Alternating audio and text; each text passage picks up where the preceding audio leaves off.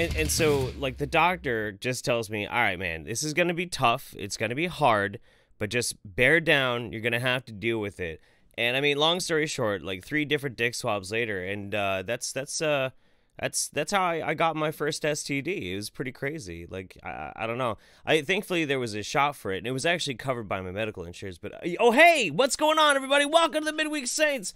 So, this might look a little jarring, a little confusing to some of you, but we have a celebrity host with us tonight just for a little bit until Nick gets here. See, I knew Nick was going to be a little bit busy, and he wasn't going to be able to show up on time, so I hit up Fiverr. You guys know the popular website Fiverr, where you can hire people to do random stuff. Well, legendary film actor Matthew McConaughey is actually on Fiverr. It's true. I'm going to say hi. Oh, shit, no, I'm sorry. I bought the mannequin package, so he's going to stare blankly at us with soulless eyes for a while. But thank you so much for being here. I know you're a huge fan of the show. Wonderful you to be here. Anyway, we'll just call him window dressing for right now. How's everybody doing tonight? How you feeling? I am feeling fantastic. I feel amazing. I will be your gutter punk pimp daddy sea captain for a little bit until Nick shows up. And you're just gonna have to deal with it. So I had the most bizarre day, the most uneventful non-day ever on the planet. As many of you might know, I'm a bit of an insomniac. I never really sleep very well at all. I'm always tired, perpetually tired. My God. What am I drinking? I am drinking some Lagunitas Imperial Stout tonight. Some delicious, thick, chocolatey beer. But I usually have horrific, god-awful insomnia. Usually don't sleep much more than like 5 hours a night, if that.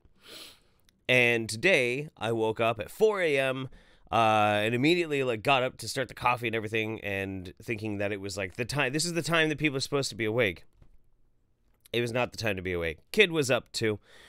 Couldn't get back to sleep. He couldn't get back to sleep. So we just stayed up, got him all ready, sent him off to school. Everything was fine.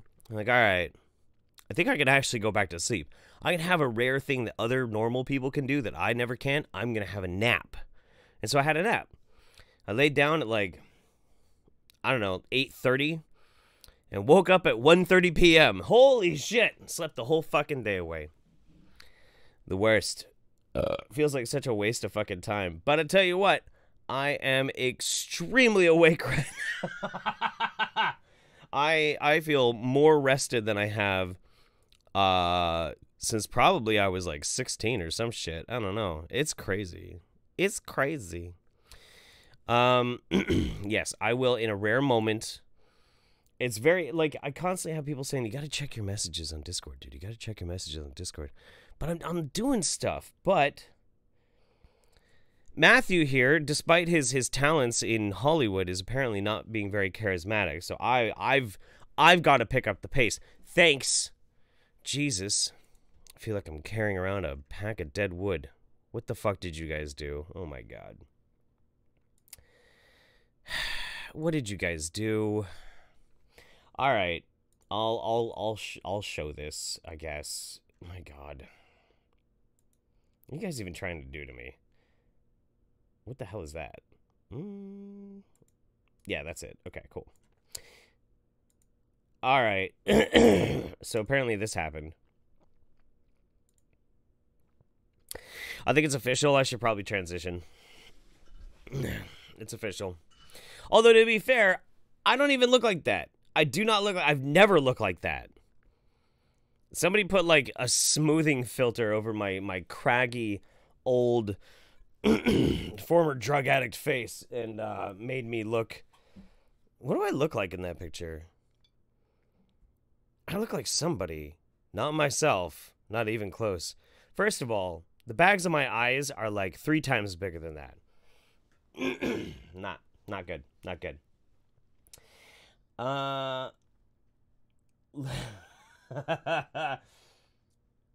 Gotta get those numbers up. Those are rookie numbers.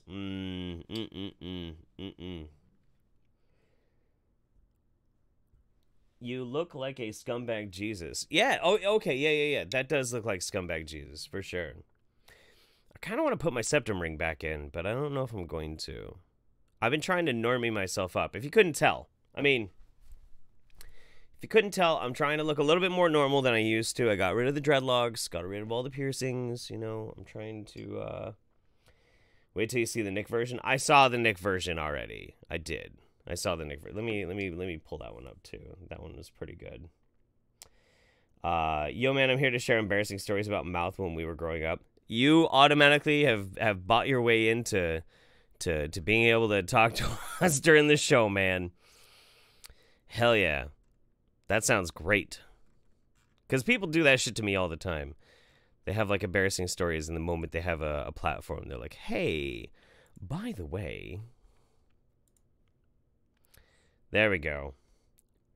I would definitely make sweet hate to Trap Nick. I'm not even gonna try and hide it. You know, this is this is an established fact. I don't think anybody could really like dispute that. Trap Nick is infinitely more fuckable than Trap Jeff. Well, I don't know. Okay, we're going to take a vote. This is what we do when Nick's not available. He's making us wait. We're going to vote on which one of us as the Trap version is hotter. So press 1 to vote for Trap Jeff. Press 2 to vote for Trap Nick. We'll do this democratically, you know what I mean?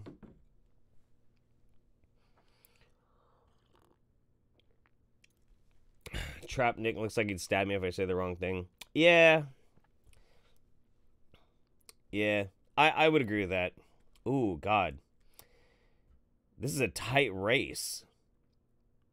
I see like 4 1s and 4 2s. Damn.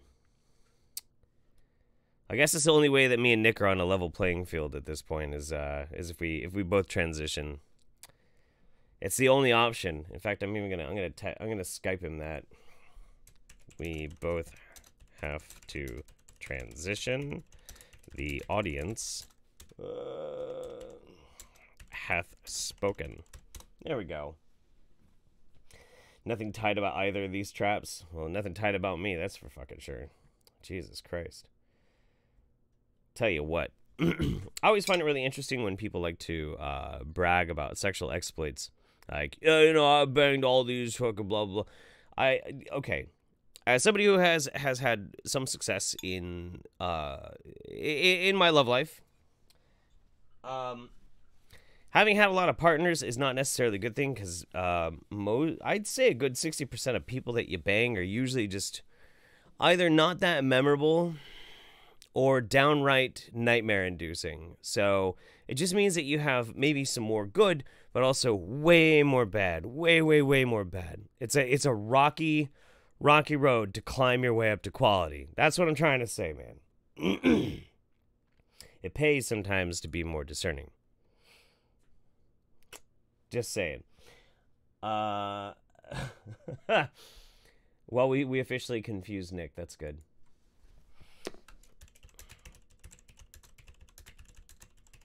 All right.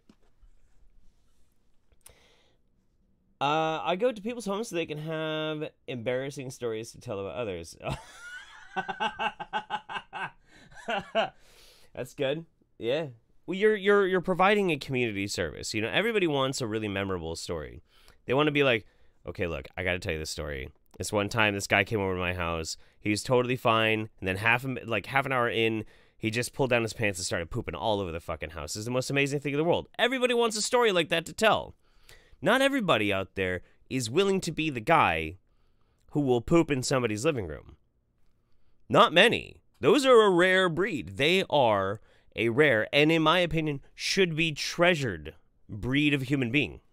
So, I salute you. You're doing a public good.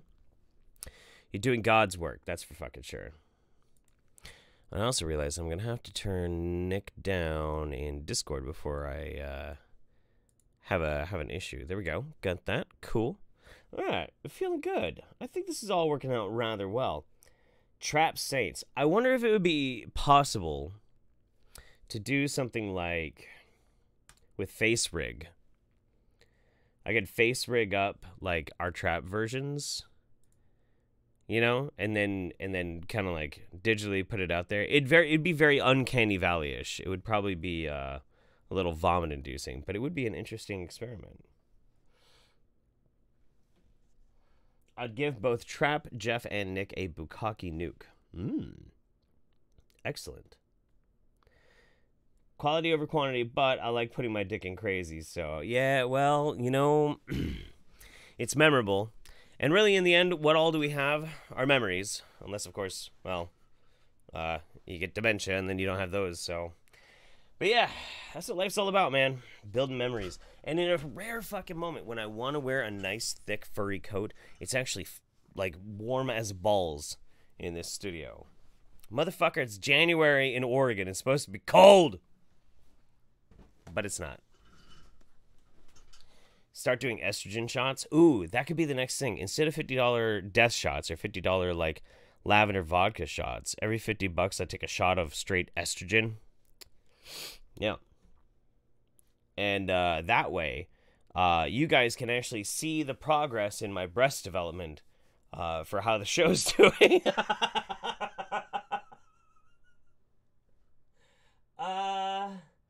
No. Okay. Well, maybe we won't do that. Maybe we won't do that. It might be a bad idea. What do you think, Matthew? He's fucking useless, dude. He's useless. Swear to God. Well, Nick. Getting final setup done now. Good. That's good. Throw me a life preserver, you fuck. All right. Let's check out... What is this fucking thing? Hang on a second.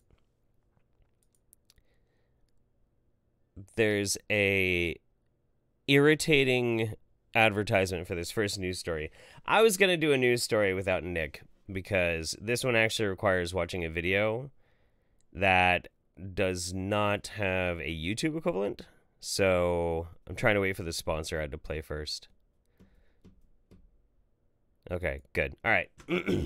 Now we can do it. Let's do this. Let's check out our first news article for the night. We had a guy in our office who kept estrogen pills in his desk. Ew. Anyway, so yeah, that's how I lost the job. Turns out pooping on your boss's floor makes you the bad guy. What is this world coming to? With my hair down like this, it almost looks like I'm naked. Anyway. All right. So our first news article, YouTuber rescues parrot from storm drain. Addiemonster. Let's read this first. Is it weird I found Uncle Ted strangely sexually appealing? Probably has something to do with growing up white trash. Probably gonna have to unpack that can of worms someday. Anyway, I've been sick as fuck. Glad to be back for the best day of the week. Hell yeah. Hell yeah. What's up? I have gotten that a lot actually today. And yesterday. People being like, I unironically kind of think Uncle Ted's hot in a weird dirtbag way. I'm like, good for you. I don't. I intentionally wanted to do the Uncle Ted character because I wanted to look as unattractive as fucking possible. I had a lot of fun doing it. I really honestly did. Because in today's modern day, when you're, especially when you do something like YouTube or this kind of shit, you kind of get this like, you get this really fucked up, stupid idea about yourself. Like you have to make yourself, you have to flex on people. You know, you gotta show how cool you are, how hot you are. Like check out my car, check out my shit, check out how successful I am. And I really enjoyed, just for one video that will live forever, being as fucking ugly as I possibly could. It was very, very freeing to do. And I'm really glad I did it. It's a lot of fun. Now I want to look good again, but, you know. Anyway. Let's watch this. YouTuber rescues parrot from a storm drain. Mark and Michelle, this is a great story. We have the video of that rescue effort, and take a look. We have Millie here, the 10-year-old African gray, and her owner, Arturo, who tells me he is eternally grateful to the people who helped rescue Millie. And it Did she just butcher the name Arturo? It's just Arturo. Arturo. Wasn't an easy task. Millie the parrot was trapped in a storm drain for nearly 3 nights. You can see her in this YouTube video. Oh, that her worried sucks. owners called the fire department and city crews, but they couldn't help. Then Why couldn't they help get a damn parrot out of a storm drain? That doesn't make any damn sense. I mean, I don't know. I have like a very distinct type of claustrophobia. Especially movies like The Descent. I like watching it because it really fucks with me. Like, it scares the shit out of me because of the claustrophobia. But yeah, no, I don't know. The idea of like a parrot being stuck in a storm drain it's sad. It's sad. Relative who was a fan of Marlene McCohen reached out to the YouTube star. And I was like, where and when, send me pictures, and if it's real, I will be there. And I didn't know what we could possibly do, but we did a lot. So I went and I checked out her YouTube channel. I think she's got like 250,000 or something like that. Let me look again real quick. It's Marlene McCohen.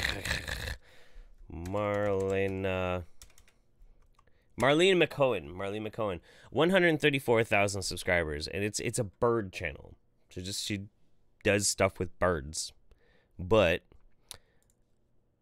Cohen is a parrot advocate, encouraging her viewers to engage, not cage their birds. Hello? Oh my God! Oh goodness gracious! Aloha snack bar? Me oh my! Oh dear! Oh dear! I mean, okay, Matthew McConaughey, I really do appreciate you coming on the show. You've been wonderful. All right. Yeah, but unfortunately, you're gonna have to go. See you later. I understand. Listen, I never wanted to be a big star anyway. My whole thing's just been, giving up platforms to smaller people, smaller in stature, smaller in bankroll. So yeah. No, it's all right. I'll see y'all later. Well, thank you very much, Matthew. Appreciate you. You're a good sport. Appreciate that. Ladies and gentlemen, look, it's Nick. Oh my God, and he is wait, we're breaking our immersion. Here we go. There we go. It's Nick. Oh, wow. Nick's back. I mean, I'm so glad you could get my brother in arms, Matthew McConaughey, to come on the show. Wait, dude, that was really big of him. Holy shit. It was. He was absolutely a peach. He did us a solid. That's for sure. Oh, that's so good. I'm so happy that, he survived Dallas Buyers Club. So he could come and do this show. You gotta wonder sometimes as one AIDS patient to another, I gotta say thank you, Matthew, for selling me those drugs. It had nothing to do with the AIDS. It was just those drugs. Those were really good drugs. So I appreciate it. You gotta wonder if those method actors who do movies like Dallas Buyers Club or like Boogie Nights or Blow, if they get all cranked out and like strung out like a drug addict just so they can understand the role. I just love the fact that you're asking the question in public. Like, did Johnny Depp do a whole bunch of cocaine while he was making a movie? Like, well, I'm sure he's done a lot of cocaine anyway. That's a question that needs to be asked in public, doesn't it? Yeah, it does. No, Johnny Depp did a bunch of cocaine. You know what I love though is Dallas Buyers Club. My agent, my old buddy LT, right, was in Dallas Buyers Club, and he showed up he did a scene with McConaughey, I think, but he showed up on set, and then he comes back to New Orleans, and he's just like, "Oh my God, you will not believe what he's done." Like, what the fuck are you talking about? He starved himself to get into the role. I'm like, all right, well, he's like gone like one step below Christian Bale in The Machinist, and he's decided, yeah, I'm gonna sacrifice my digestive health. That way, when I get past this and then I get into whatever the fuck next role is, like, yeah, it's gonna be thin, wiry McConaughey. That's what I want. Christian Bale didn't just lose some weight though. Like his role in The Machinist was so fucking intense, It's one of the reasons why I still like have forgiveness for him for being such an intolerant cocksucker during the filming of like Terminator Salvation, is because the dude works. He works hard. Well, no, and to be fair too, I remember when I was down south, I asked my buddy about that, and yeah, I mean, like he worked with Christian Bale on the set of 310 Yuma. Yeah. Yeah, now the like, you know, what we hear is Christian Bale freaking out on people and being an absolute dickweed and all that. Apparently to work with him is actually like a fucking treat, because he's like a really dedicated actor, but he's also really dedicated to making sure things work well on set and everyone's happy. Sure. And the whole thing about him flipping out on people was because there was apparently like this one, I think it was like a PA or like some kind of like, you know, some kind of production person. And every time he would get into the scene and he would do the scene and he's got his light on him, this motherfucker would just like walk across it just so he could watch what was being filmed. And it completely fucked him up. So you're on set and you're totally in character. You're operating with this other character, and you feel the light and you see the light in your eyes, and you're not looking at it. And you know where the camera is, and you're not looking at it. And then this one dickhead just goes, yeah, just walks in front of it and like fucking broke my concentration. Yeah. Maybe it doesn't show up like on the movie, but like you as an actor are gonna see the shadow and it's gonna make you look. Oh yeah, no. Yeah, no, and eye line is ultimately important. And if you guys are big fans of movies, watch, like, check this out. Like, take your favorite actor in the world, right? Go and watch what their most animated sequence might be. And it's the funny thing, because if you really look at it on a technical level, what you'll notice is that what you view and interpret as like wild gesticulation, the head's moving around a bunch and all this, no, it's just them standing still with their eyes going crazy and their head kind of moving a little bit. And that's really, I mean, fucking Humphrey Bogart used to employ a guy just to light his eyes just right for the scenes. Okay. And so yeah, like, you know, it's one of those things, like, if you're really into your fucking moment, really into your scene, and then you've got some fucker like bouncing around like waving a sign off screen, that's going to fuck you up. And if you get somebody who's crossing the light that you're relying on for your entire face, which you're holding perfectly still, and emoting with your eyes and your expression, and then you got some dickhead like walking across your eye line, it's like, what the fuck? Will you fucking stop, please? Is that why people don't really wear sunglasses a lot in movies? Because they really don't. They really, really don't. Like you'll have... Like, even if you watch something like True Romance, half the time, what's her name? What was her fucking name in that? Patricia Arquette. Patricia Arquette, yeah. Half the time, it seems like half the time Patricia Arquette has sunglasses on. But if you actually count the minutes, most of the time she doesn't. But you remember her wearing those glasses because they're very distinct glasses.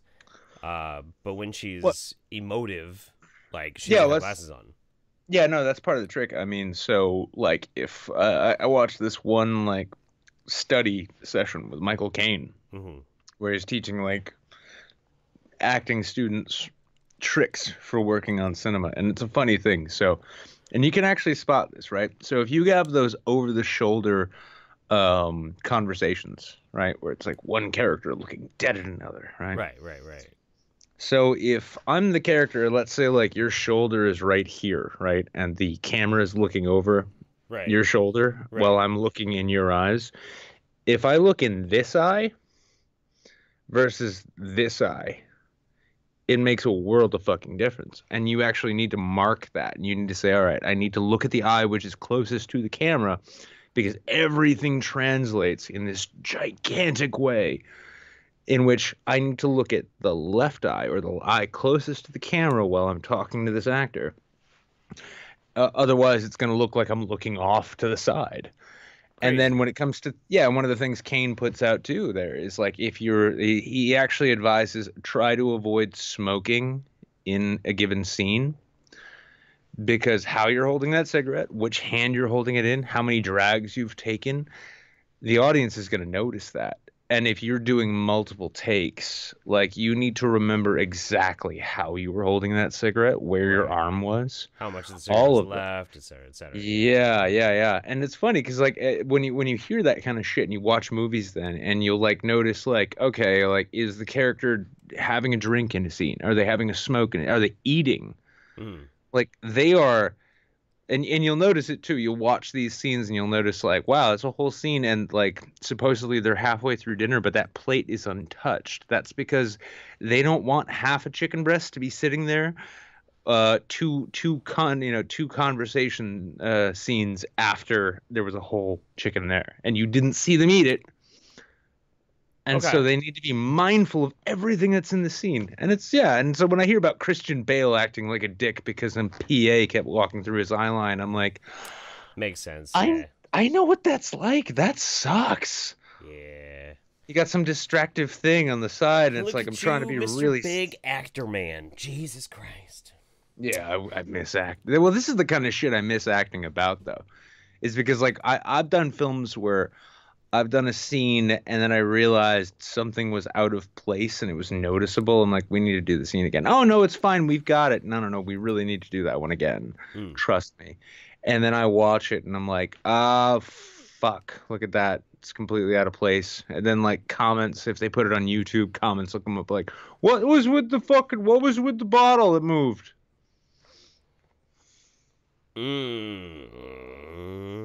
People do point that shit out too all the time. Yeah. Calligator says, "Welcome back, Nick. We're sure you've done rails with Johnny many times while splitting those Dallas hookers." I wish. Addiemonster says, "And that's when a pipe in my apartment fucking exploded. Anyway, I'm back. Landlord shut the water off for now. Too late to call a plumber, but the landy said he'd knock a few hundo off the rent for the trouble. Fuck me, 2019 makes me miss 2016." No, we all missed 2016. Holy shit. That was a good year. Wait. Hang on. No, that was the election year. That was a good year. Up until the election, yeah, sort of. I don't know. It was weird. Well, I mean, we both made our bets. I actually voted. It's funny because I see people now like, if you voted for Trump, you're responsible for all of this. And I think to myself, well, I only voted for Trump because I lost a bet and I don't Welsh.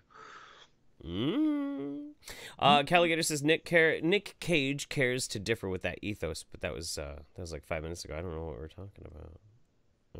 The bees. We were talking about bees. Oh, the bees. Oh, yeah. So, okay. You know what? We'll get to this news article in a second, though. But I wanted to mention something. I am very upset. And I really wish that some YouTuber out there would please cover the Covington Kids MAGA hat Native American story. Can somebody please cover this story? Please? I haven't heard anything about it. It seems like nobody cares. It's been 3 days now on Twitter, and I have yet to see anybody like putting up smirking high school kid as their avatar and then defending Stefan Molyneux. I have been looking through my YouTube subscriptions, and I have not seen more than 35 videos on this in the past 3 days, and that's not enough. It's not enough, and you know what? We need to fucking talk about this forever! Listen, guys, listen. There's a culture war going on. I don't know if you caught on to this. There's a culture war going on. If you're not doing your part, well, you know who's going to win? The communists. That's right. Marxist reanimated corpse is going to come back to life and fuck your mother in her bumhole if you don't actually take a stand on Twitter and YouTube right now. That's right. Against fake native vet versus smirking high school student, because like politics is serious business, and that's why we take randomers with drums and high school kids so seriously. But right. Listen, don't listen to those high school kids who are talking about the gun control there. They're just communists. Those kids are all 40 years old. Everybody knows this. All right. So don't get swept up in the bullshit, is all I'm saying. The most important news of the day, though, this YouTuber rescued a parrot from a storm. I'm just going to let this play in the background while you read it. Well, this is where we this is what we get to. Like, we need YouTubers to be, we need to take these people seriously. And a California YouTuber stepped up when a 10-year-old African gray parrot ended up trapped for 3 nights in a storm drain. It's just like, no, and it wasn't Mr. Beast, because Mr. Beast, he wasn't there.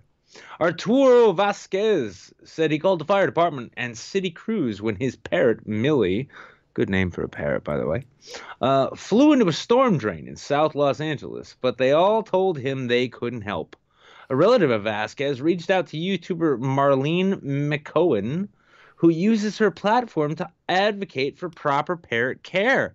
This is a Parrot Lives Matter situation, folks. It is. Yeah. I was like, where and when? Send me pictures, and if it's real, I will be there. I don't know what we can do, but we did a lot, McCohen told KABC TV. McCohen and her team worked for 2 days to use cameras, water, and PVC pipes and remote-controlled vehicles to locate the parrot. There was a lot of brainstorming, lots of innovation. How does a parrot think? That's mostly where I came in. It was really a bunch of innovators coming together to see what we could do, McCohen said. And by the way, if this McCohen parrot lady is not featured in next year's YouTube Rewind, and that's no diss on you, McCohen, I'm sorry if it happens. I'll be disappointed. The YouTubers team was finally able to get Millie out of the drain on the 3rd day. So yeah, that's right. Listen, everybody, y'all thought YouTubers spent days and days and weeks and months focusing on stupid shit. Well, we get these ones. They focus 3 days on freeing a parrot from a storm drain. I think I'm gonna unsubscribe from all the political friendos that I have and instead subscribe to bird channels because they at least do something. These bird people, honestly, I'll say this much. I have yet to see a YouTube cockfight between, millennial hipsters, talentless millennial hipsters who's like, I raised chickens. My chicken kicked the shit out of your chicken. All right, well, let's meet up in some fucking southern city and we'll have our cocks fight. I don't want to talk about... Now, hang on. I'm just saying, now, if in 2019, YouTuber cockfighting becomes a thing, so it's this whole hipster thing where they raise chickens in their backyard, and then they raise these ultimate fighting birds, and it's like Dragon Ball Z meets chickens. I won't be disappointed in 2019, actually. I'll be very impressed. True. I would be pretty happy about that, actually. Chicken fights 2019. Trend it.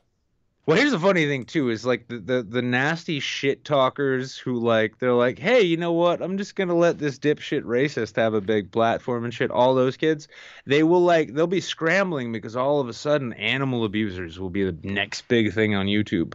But because they pull in the ad revenue, YouTube will take 2 years to get on them. True. Okay, I can see it. That's the future I see for YouTube. Honestly, YouTube. Susan, I know you're a big fan of the show. I know we're over here on Bezos. Well, we're here on half of what Bezos owns, and to his lovely, wonderful soon-to-be ex-wife, we love you and hope you treat us as well as Jeffrey has. Yes. But at the same time, I think maybe there's a big market in Twitch that could overtake YouTube if it was just nothing but cockfights. I wonder if she's gonna get Twitch, or if he's gonna get Twitch. Who gets Twitch in the divorce? I'm really woke and shit, so I'm more than happy to call her a goddess, so long as she doesn't fuck with my revenue. Yeah, no, dude, I will kiss the ring, by which I mean I'll eat her asshole as long as she keeps paying me. All right. Anyway, so they got the bird out. Yay! Kiss the ring. It's like, well, how many people who watch Twitch streams know that there is that muscle ring? You know the one I'm talking about. No, I know what you're talking about. And if you massage that shit, you'd be amazed what you can do. Yeah. Incels, I'm talking to you when you get there. I know that's actually a really good tip though. If you're having trouble impressing a girl, eat the ass. Oh no. I mean, eat the ass is fine. No, I was saying, actually, the thing is, before penetration, what you want to do is you want to massage that vaginal muscle ring. You want to just right around the outside. They go fucking nuts. It's amazing. I'm uncomfortable. Aren't you so glad I made it to the show tonight? Addiemonster says, yeah, that's great, but did you hear about that smirky MAGA boys and the Black Jubos and the one Spicy Red Band's drum solo who saved America? The Jubos. Wow. I just love the fact that there was a drum solo that saved America. Juboon. Listen. Wow, fucking hell. Yeah. No, listen. I mean, you know, I've seen the man's face, right? That guy was old enough to be at Wounded Knee. Yep. And basically, like, that whole experience out in DC, that was basically, we're gonna remember that as like Wounded Ankle. That's what that was. Jesus fucking Christ. Next article. Right.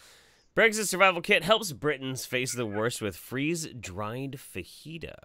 Fajitas? Oh my god, I wish it was falafel. All right, anyway, so Leeds, with just 9 weeks to go until Britain is due to leave the European Union, a company is selling the worried Britons a survival kit to help them prepare for the worst. The Brexit box, retailing at $380, provides food rations to last 30 days, according to its producer, businessman James Blake, who says he has already sold hundreds of them. With still no deal on how Britain will trade with the EU once it leaves, retailers and manufacturers have warned a no-deal Brexit could cause food and medicine shortages due to unexpected chaos at ports that could paralyze supply lines. The Brexit box includes 60 portions of freeze-dried British favorites: chicken tikka, chili con carne, macaroni and cheese, and chicken fajitas, 48 portions of dried mince and chicken, firelighter liquid, and an emergency water filter. Right now, we are in a Brexit process that nobody has control over. We have no idea what is happening. Our government has no idea what is happening. But you can control what happens to you by taking control yourself, says Blake. One of those things is to be a little bit ahead, have some food in place, he added. Customer Linda Mayall, 61, who ignored government assurances that there is no need to stockpile food for Brexit, said, I thought, let's make sure I'm covered in the event of things going awry. In addition to her Brexit box, Mayall, a counselor and therapist, is stocked up on household products such as washing liquid, which she thinks may become scarce. The Brexit box's long shelf life, the canned food will last up to 25 years, is appealing. In the event I don't need it for Brexit, it is not going to waste, Mayall said. All right, I want to bring this up. This is actually something that's been really pissing me off for a fucking while. Okay. It is far too often that I have British YouTubers trying to tell my fucking country how it should fucking operate. Far too fucking long. And look, I'm breaking character from just having a good old time. I'm gonna be dead serious here. If you live in England and you are a YouTuber and you are trying to tell me how my political situation in my country is fucked up and you're having to deal with this shit with Brexit and the other clusterfuck that you've got going on, shut the fuck up. Shut up. Just shut your fucking mouth. I get it. You want to be helpful. I get it. You want to be helpful. I get it. You might have a good point to state, but this sense of smug superiority that comes from British YouTubers all the time when it comes to talking about politics is fucking infuriating. Fix your own fucking country. Let me worry about mine. Yes, it's a mess. So is yours. Deal with your own shit. Stop trying to tell people in my country what to do. Just knock it off. Listen up, Yank. Listen, Yank, okay? All because you don't understand the finer complexities of why it is Britain needs to leave the European Union doesn't mean that they don't know how to make America great again, okay? Yeah. See, here's a funny thing. You know what made America great?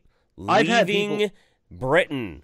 Yeah, I've had people be like, well, what are your impressions of Brexit? And my impression of Brexit is, I can understand Remainers. I can understand Brexiters. I really do. Yeah. It's not my fucking country. Right. And I'm not going to weigh in on it pretending that because I have a YouTube following that all of a sudden my used to be on welfare ass has a position to tell you how things ought to be running. Now, anytime I see a big Brexiter, like, you know, here's the thing. Do you want to know one of the one thing which really makes me say, wow, Brexit sounds maybe like a bunch of like zeitgeist horse shit, is when I see people like sporting MAGA hats and saying it's all part of this culture war. Go fuck yourself. My country is sitting in the midst of a horrendous shit show. Honestly, and I lived through George W. Bush. This doesn't even fucking compare. But if the entire notion of building political zeitgeists around what owns the people that you don't like extends to international and geopolitical matters, you have lost the fucking plot, and you need to go back to reviewing shitty sci-fi. Bar's got a great point. You can politely and carefully have a discussion on foreign politics, but remember you're talking about someone else's house. Yeah, dude, exactly. That's what it's all about. Like, going over and being like, Bob and Linda need to fix their shit because their house is all disarray. Meanwhile, your house is full of cat shit, and you've got termites and pipe damage. That's a Karen move, okay? That's a Karen move. That's the kind of shit where somebody would, like, go up and complain because of a spill in aisle 3 to the manager, so she hopes she can get a discount on a new fucking blouse. Karen fucking move. Don't be Karen. Don't bitch about other people's fucking countries. Be polite and be nice. That's all you gotta do. Don't be Karen. Here's an easy way, too, to actually get when someone's coming to you with an honest perspective, rooted in I've had too much of this dumb bullshit, right? So let's consider what the Brexit fight, how it played out on YouTube in this particular sphere. Now, we had Big Daddy Carl go up against Mr. Thunderfoot, right? Two people, yeah, they had fundamental disagreements about Brexit, but the problem being is that all of the people who'd built up around their audiences basically laid their own bets, put their own chips on the table based on how their daddies decided to argue about this specific point. But that's not how the point should be argued, is like who they like best. Merits. Yeah, and honestly, too, I mean, the fact that those, they both tried to just lay their positions out, but nobody gave a fuck because it was about what zeitgeist you were in. Now, at the same time, while we have Carl, Mr. fucking I am a classical liberal, saying, like, I wish Candace Owens had a dick I could suck.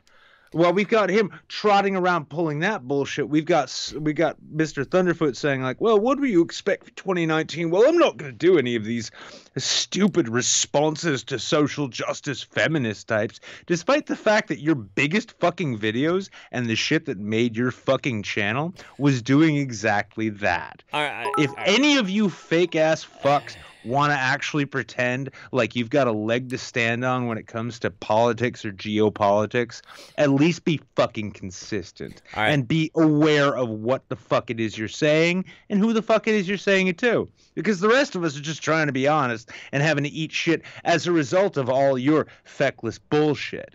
So at least do us the favor of remaining somewhat marginally consistent in your messages while you pretend that because you've got a big following, that means that your insights are actually worth following. No more politics for the rest of the show. Nope. Done. All right, anyway, so catching up real quick. Addiemonster says, at least in America, I can spread butter on my toast without fear of being arrested. Just saying. Know what isn't a massive problem here? Acid attacks. Know what I can say without being arrested for? Fucking anything. Just saying. Too true. The Priss says, guns. Yes, guns are good. Alligator says, you Brits should learn to accept we're number one. We already done kicked your asses in WW2. We're World War II champions 2 times in a row. World War champions 2 times in a row. Addiemonster says, I feel for you, UK. Your shit's a mess. I get it, but please don't throw glass houses in stone baskets. Wait, fuck. I forgot my point. Never mind. Subscribe to Markiplier, and oops, you just lost the game. Addiemonster. Can we just take a moment to appreciate that it might possibly be that Addiemonster's Streamlabs comments are honestly the greatest thing on the internet. That's probably the best part of this show, at least. It's like a condensed version of Commenticate. Yeah. It's pretty good. All right. This is your article. Here. Let's set this up for you. And I gotta piss like a fucking wizard. Oh yes, this one. Yeah, all right. So in today's version of Forever Alone and your hair dye is just a sign, not a cause. We've got this woman, planning to marry her duvet, and for those of you who don't know French, that means blanket. As she claims it's, quote, the most intimate and reliable relationship she's ever had. I'm not surprised. She never knew her father. Pascal Selleck, 49. Yeah, you're at the point where you're like, the only marriage opportunities you're going to have is with a blanket, honey. is organizing a lavish ceremony with the help of wedding planner to celebrate her love for the bedding. Not the bedding, not a verb. It's a noun. The artist, who describes herself as a rude, crude, spectacular exhibitionist, if only someone would take the time to hang out with her, issued an open invitation to anyone wishing to celebrate with her. So, hey, listen, folks, if you're in the UK, you can go to this wedding ceremony. She said, my duvet is, and this is a quote, my duvet is the longest, strongest, most intimate and reliable relationship I have ever had. That's because I'm a terrible human being who no one can stand to be. Oh, sorry. That's because it always has been there to give me great hugs. Yeah. Oh, God. Yep. A 50-year-old woman with dyed blue and white dreadlocks is marrying her own blanket. And that's simply because her leasing agent wouldn't allow her to have the requisite number of cats she required to be happy. I love my duvet so much, and I would like to invite people to witness my union with the most constant, comforting companion in my life. There will be music and a ceremony, laughs and entertainment. I might cry a little. Who knows? I might even reflect on the fact that I'm marrying a goddamn blanket. She is. Pascal will be wearing a nightgown, dressing gown, and slippers for the big day, but she's keeping her husband-to-be's outfit a surprise. I hope she's like super progressive and she just decides out of hand because she doesn't know any better to adopt like Islamic law to where the blanket is what allows her to go outside. And it never answers, so she just stays inside and orders Grubhub. And then strangely enough, her life doesn't change at all. I wish I could drive, but my blanket says nothing. My blanket didn't give me permission. It just told me to stay in bed and order more chicken wings. The ceremony will be held on February 10th at Rogemont Gardens in Exeter, Devon, followed by a, quote, free wedding party at the glorious Art House in Fore Street. I mean, like, let's like, we're looking at this woman here.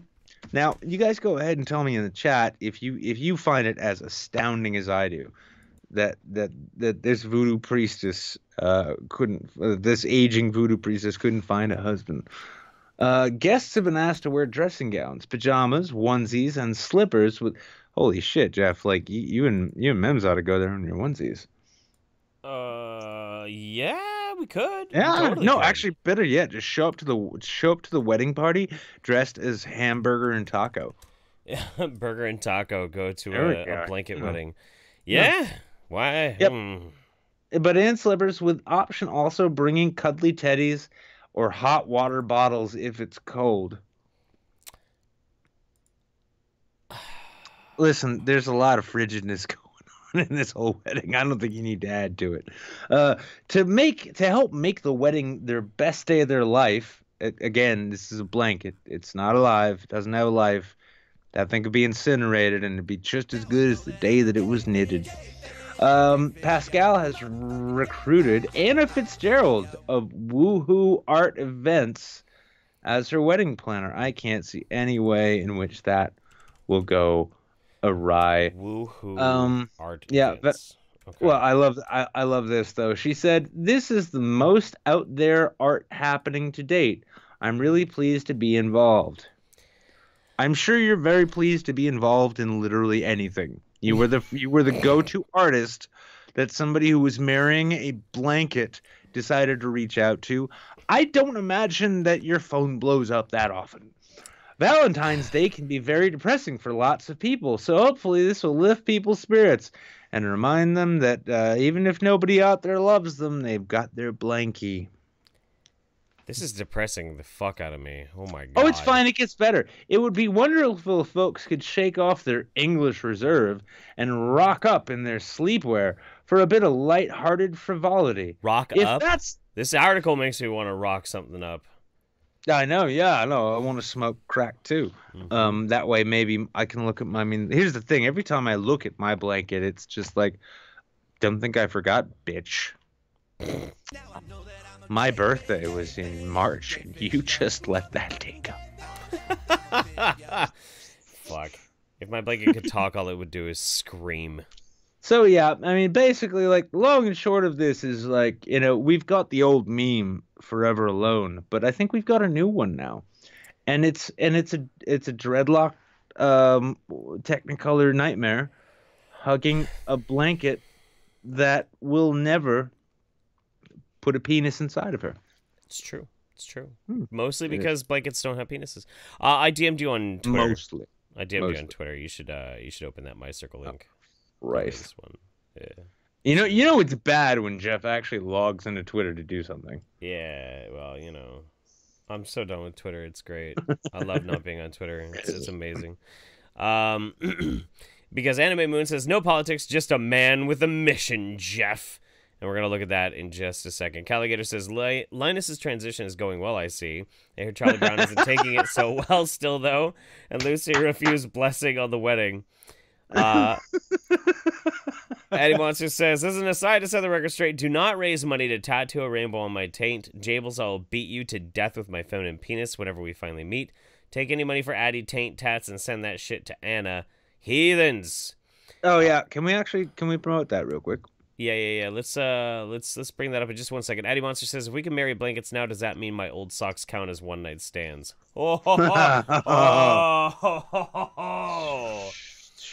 Woo! Okay, all right. Oof.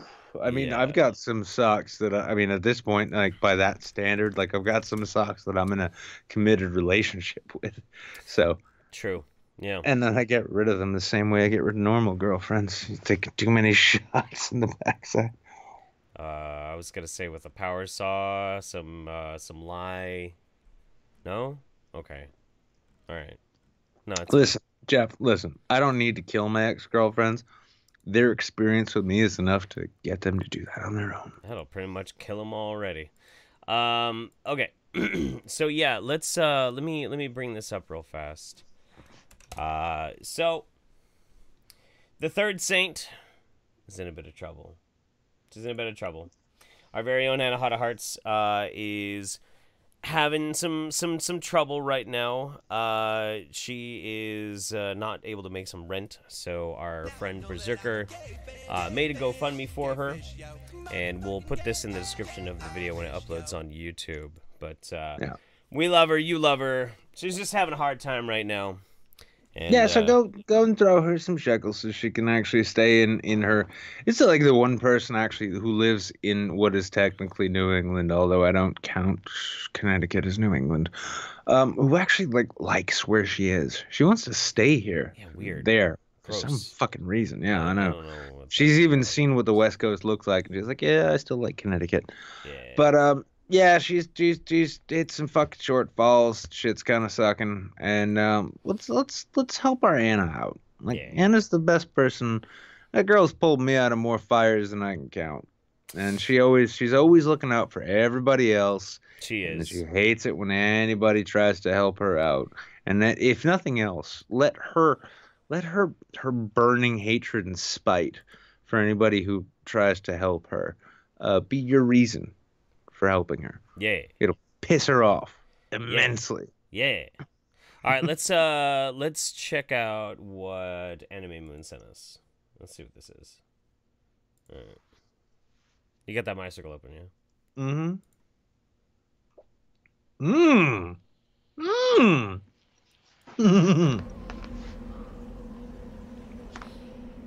I approve. Man with a mission. It's a thing. Hang on. Wait. Hang on. Oh, What is this? Oh, don't worry. No, don't worry.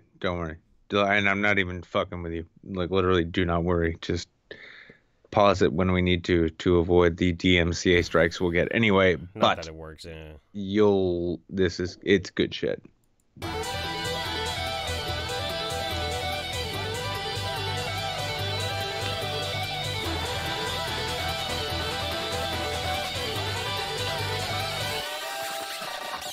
Under pressure, you are waiting for direction.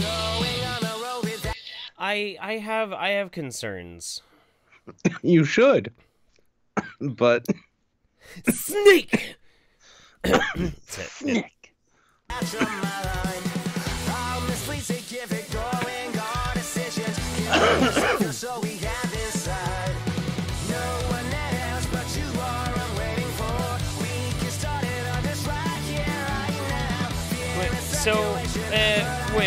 Okay, hang on. So it's a post-apocalyptic dystopian nightmare where people playing cards. Who the fuck knows? And there are furries in a new metal band. Here's the thing I'm having trouble with, though. I can't exactly say if they're furries because it almost looks like furries who are trying desperately to dress as gas station attendants, right? That's kind of what I was thinking too, actually. Yeah. These aren't proper fursuits. These are just guys who like wearing bear heads while they play their music. Let's give it just a little bit. It's a lot like what was the other guy's Maximum the Hormone, right? Yeah. In that this sounds completely different than what I was sent last time. That's not new metal. I don't know what new metal is. I don't listen.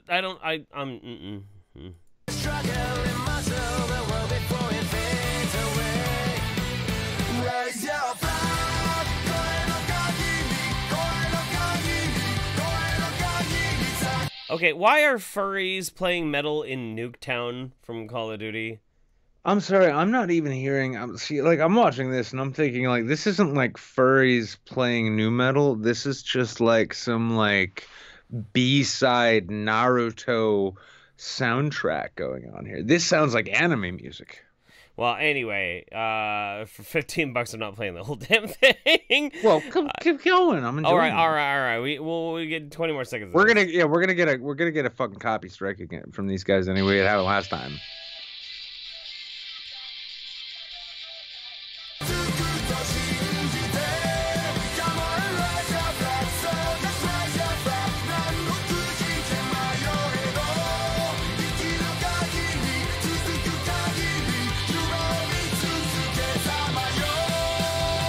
Is this dementia? I'm done. It feels like anime intro music. It does. Yeah, that's it does. Probably why I don't like it. Yeah. No, I mean I'm not a huge fan.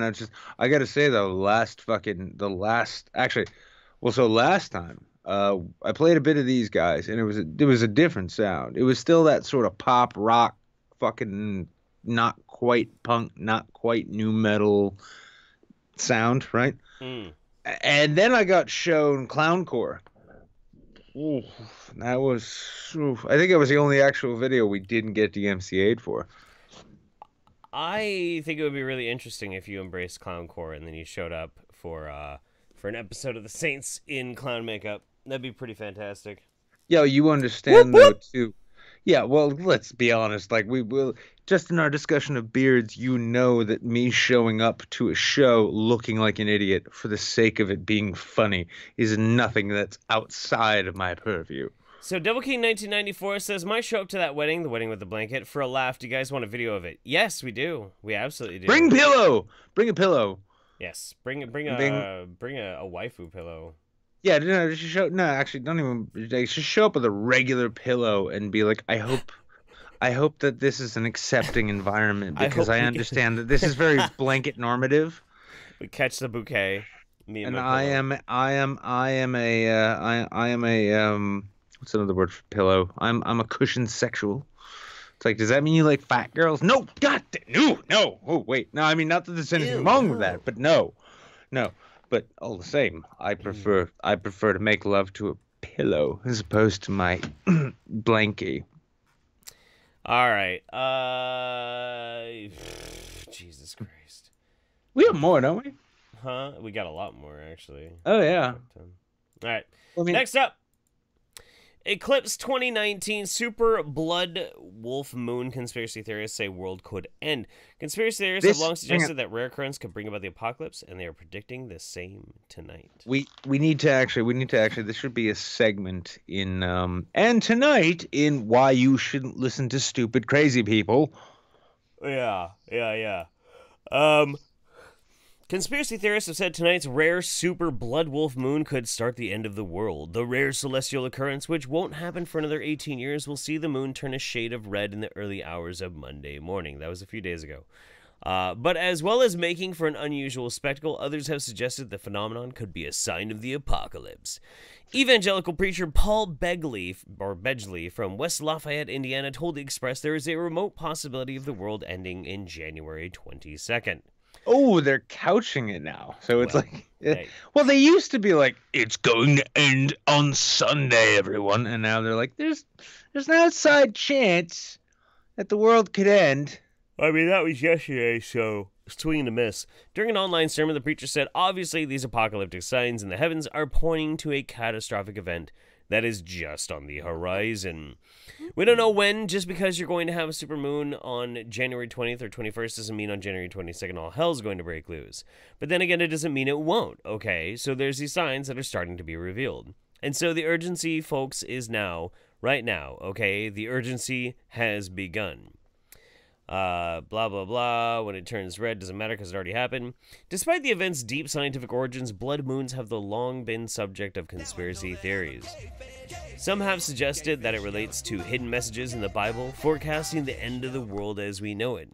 John Hagee and Mark Blitz first introduced the blood moon prophecy in 2014, claiming that the ongoing tetrad, 4 consecutive lunar eclipses, indicates the end of the earth as described in Bible in Acts 2:20 and Revelation 6:12. How like self-centered do you need to be to think that like the actions of all of the celestial bodies acclimate to your favorite novel? What? No. Huh? Well, the Incas believed that the blood moon was a result of an attack by a celestial jaguar that ate the moon, with resulting carnage explaining the red hue. They feared Sounds like a Stephen King novel. Right. They feared that the jaguar would then fall to earth to devour people. In order to prevent such an attack, they would shout and shake their spears at the moon and also beat their dogs to make them bark and howl, as opposed to West Virginia, where they just do that because it's Sunday night. And they do that to their wives. Yeah, well, I mean, it's implied. West Virginia dog. Well, that's why you use like aluminum electrical tubing to reinforce your favorite fly swatter, and you call it your wife corrector. Right. So yeah, that was that's that. Obviously, the world did not end. So yeah. In this first but long running series of ours of well, I guess that didn't work out. We have evangelical apocalyptic conspiracy theorists saying that because the moon's going to be a certain color on a given day for some people, the world's it's like, well, it's 2019. Where listen, I believe Jesus is one day going to come back and just kill all the gays, and we'll all be safe. And but until that day comes, I don't know when the apocalypse comes, but I'm going to try and predict it. And I hope you log into my website and click on those ads. And in the meantime, at this point, maybe the world will end on January 20-something in 2019-ish, let's say. Maybe, hopefully. But pray to Jesus, and if it doesn't happen, it's because your prayers were answered. Log in, buy some merch. We love you. May the world not end too soon. By the way, I think Addiemonster should get a rainbow tattooed on her taint. I mean, the taint is not very painful to get tattooed. It's really, really not. And I think it would be very fetching. I think, honestly, if it's like, if there's that much dedication to where, like, you know what? Yeah, I'm going to go get my taint tattooed. It's like, what are you going to get tattooed? Well, the saints said a rainbow, but everyone will respect you. Just get, you could just get like an FDA logo. We'll be fine. If you go and get that done. I agree with Caffeine Tweaker. You just named tonight's episode Celestial Jaguars. That's fucking great. Oh yeah. How do I know that it doesn't hurt to get tattooed on the taint? Because I had a taint piercing. It didn't hurt at all. Actually, no. Addiemonster needs to go and get a Celestial Jaguar in the 80s van style / 2000s t-shirt style. Right. But instead of it like biting the moon, it's biting the asshole. You know? No, it's not biting it. It's going for the crater in the moon. but it's never going to quite get it as a symbol that this taint will consistently aspire for better. Uplifting, right? Uplifting, right? Yeah. No, yes. No, we're talking like moral turpitude here. It's a good shot. Well, all right. Addiemonster says, I would be really fucking pissed if the world ended with the end of a fucking MySpace URL. Yeah, me too. Caligator says, Chad Arrow Tat versus Rainbow Tattoo. Indeed. Indeed. Addie's telling everybody they can bite her asshole. Okay. So, anyway, we're going to do one more news article. I sent you two, but we're only going to do one more. The 31 Stone Man article. It's, where, what? Wait, no, hang on, what? It's in your Skype messages. I'm looking, and, it's from Metro. Boy. Oh, good God. Yeah. Wow. Oh, boy. That's really happening. Oh, boy. We'll get to that in a minute, Larry. All right. Allahu Akbar, but, oh, God. Wait, hang on. Which one do I have to read? A 31 Stone Man moaned in pleasure as he forced air stewardess to wipe his backside. Deep breaths, Jeff. A stewardess has recounted the humiliating moment a 440-pound passenger forced her to wipe his bottom as he moaned in pleasure. The incident was so upsetting for the female flight attendant, named only as Kuo, that she later spoke at a press conference to beg her employer, EVA Air, to update an existing rule meaning cabin crew must be female. According to Kuo, the unnamed 31 Stone Man asked the cabin crew to pull down his pants so he could relieve himself, and then demanded that they wipe, and then re-wipe him when the first attempts were not satisfactory. I told him we couldn't help him, but he started yelling. He told me to go in the bathroom immediately, and threatened to relieve himself on the floor. As the passenger's genitals are now exposed, one of my colleagues brought a blanket, which I used to cover his modesty. But he very angrily slapped my hand away, saying he didn't want it and only wanted me to remove his underwear so he could use the toilet. Flight attendants stayed with the man in the bathroom because they did not want to leave him trapped, said Kuo, but they faced further humiliation when the man called out to them to wipe his backside. Kuo's chief attendant reluctantly agreed to after putting on 3 pairs of latex gloves as Kuo stayed with the passenger, but their disgust became humiliation when the passenger started moaning in pleasure. Oh, that poor girl. He said, deeper, deeper, and then accused my chief attendant of not properly cleaning his backside, requesting that she do it again. She said her chief flight attendant was forced to re-wipe the man 3 times before the passenger said, "You can pull my pants back up now." The unknown customer was traveling from Los Angeles to Taiwan and boarded the flight on a wheelchair. He requested to be given 3 seats in economy class due to his size, which he was given because the plane was not full. The passenger also demanded that he use a business class bathroom because he would not fit in the economy cubicle, and claimed a hand injury prevented him from undressing or wiping himself afterwards. Fucking AIDS Wilford Brimley here. Is this not peak fucking America right now? Oh my God. AIDS Wilford Brimley is a dirty boy. Dirty boy. It's Wilford Brimley making the skies great again. Fuck off. No, listen, what the fuck? So this isn't like, it's my genes, I can't help it level obese. This is like old fuck, just like, I gave up a long time ago. I'm just going to be 900 pounds. I'm just going to be a giant fat fuck. I'm going to ride around on scooters. Then I'm going to fly to Taiwan. And then I'm going to make these like cute little Asian bitches wipe my ass over again. And you know what? I could do that. Because otherwise, if you tell me no, you're being discriminatory. I'm going on Yelp and TripAdvisor. EVA Air said in a statement that staff are not Meanwhile, our fucking Amazon reviews don't get accepted. Yet I bet this guy's TripAdvisor shit is all over this poor airline. These flight attendants are like, now all of a sudden they're having to be retrained in how to wipe fat American retards' asses. Oh, that's great. EVA Air said in a statement that staff are not obliged to comply with demands from passengers, even those in need of special assistance.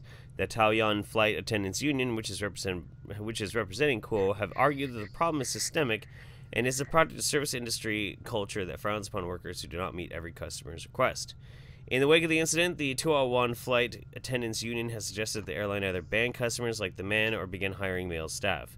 Negotiations are expected to continue in the upcoming days. Holy shitballs. All right, let's catch up. We gotta get on track here. And of course, we're about to get derailed. So Larry Kubiak with the 50 bones. Hey, to nobody's surprise, here's a fan-made Maximum the Hormone video I found. Much love to all saints. Y'all motherfuckers better help out Anna too, or I'll hide French cheese in your pillows. SireDeCoucy, resubscribe. 5 months so far. Thank you so much, my bro. Appreciate you. Just a reminder, anybody, if you have Amazon Prime, you get a free subscription. Just saying.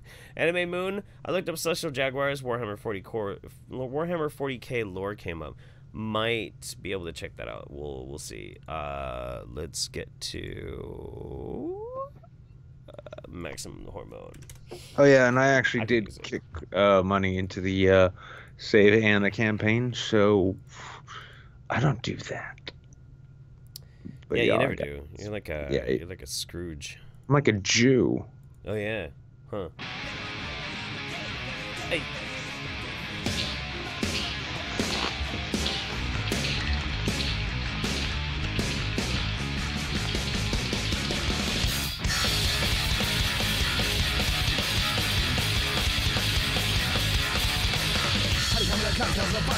What? I want to know, and also your audio devices. Your audio devices are all fucked up. It's coming through your speakers. Are they? Yeah. Oh. Are they? Why are they doing that? This okay. So Maximum the Hormone is Japanese. This looks like a Thai film. This is a fan-made. Yeah, I know, but I'm wondering what movie this is from. Honestly, like, here's the scary thing: is like this could actually be just like a film student fan of theirs. Bar says it's the movie Chocolate. Is it? Yeah. What nationality is it, Bar? I'm kind of curious. It's like the female Ong Bak, except she's autistic. At this point, I honestly just think it's coming through my headphones.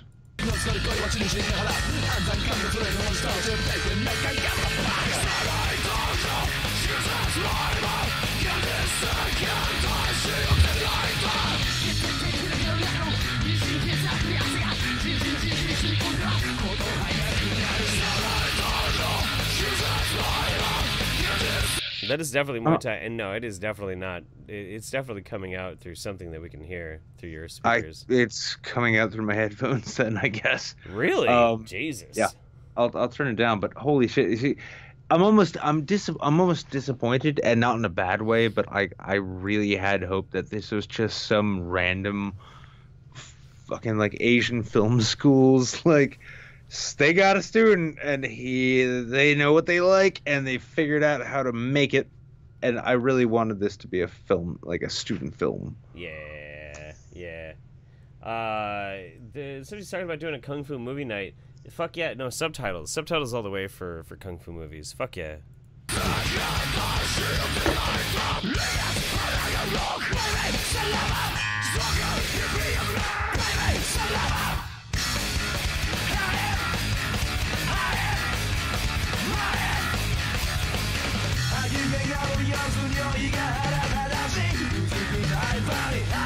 Yeah, apparently this movie is made by the same people who made the Tony Jaa movies, like Ong Bak and Protector and shit like that. Not remotely surprising. No, not at all. I loved, what is the other name of the Protector? Tom Yong-gung. I love that movie, except the last scene where he straps the elephant femurs to his arms. I mean, the scene was great, but when he, like, I'm gonna beat you up with bones, just looks so fucking clunky and dumb. I didn't like it.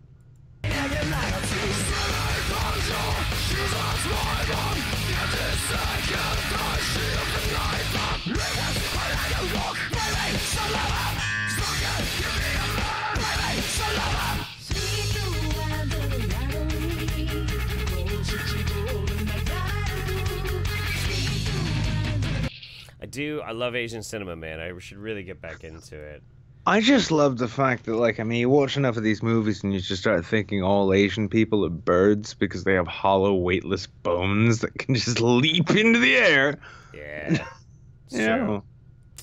I don't know. I mean, well, you see some of these giant fucking meathead dudes in WWE, and they have incredible dexterity too. Oh yeah, no, I mean, well, I mean, that's basically being a gymnast at that point. Yeah, Like yeah. you're just a circus show. You're a tumbling act. But it is funny though, because you look to like you look to the Asian cinema, you look to anime, Thai fucking films, Chinese films even, right? I mean, like more often than not, the hero is the average sized person in that, and to us it's a small person, but everyone's always weightless. They can always like bounce off of walls. And then you look to like Western tradition, and it's like, well, the villains and the heroes are usually just big hulking things that can destroy everything. It's crazy because like Japanese culture has influenced Hollywood probably more than any other culture on the planet, aside from American culture, obviously, because it's the driving force behind American movies and American cinema. But so many tropes and tendencies, so many like original stories come out of like the 50s and 60s in Japanese cinema. They're incredible. Right now, the most popular form of video game right now is based on a Japanese movie. It's even called Battle Royale from the fucking movie Battle Royale from Japan. Well, we to be fair though, no, we had that with GoldenEye though. Like everyone always loves the like winner is the last survivor thing. What do you mean? But what I'm saying is that like what you need to do is examine the hero archetype and the story of the hero. It's always the same until you get into the dirty anime shit, and then all of a sudden you get into hentai, and then you need to have a paid prescription service, and basically what I'm saying is that's how we're gonna make money. But no, it's the hero's fucking journey, and then when you look to like Asian cinema, it's a lot different. The hero's journey comes from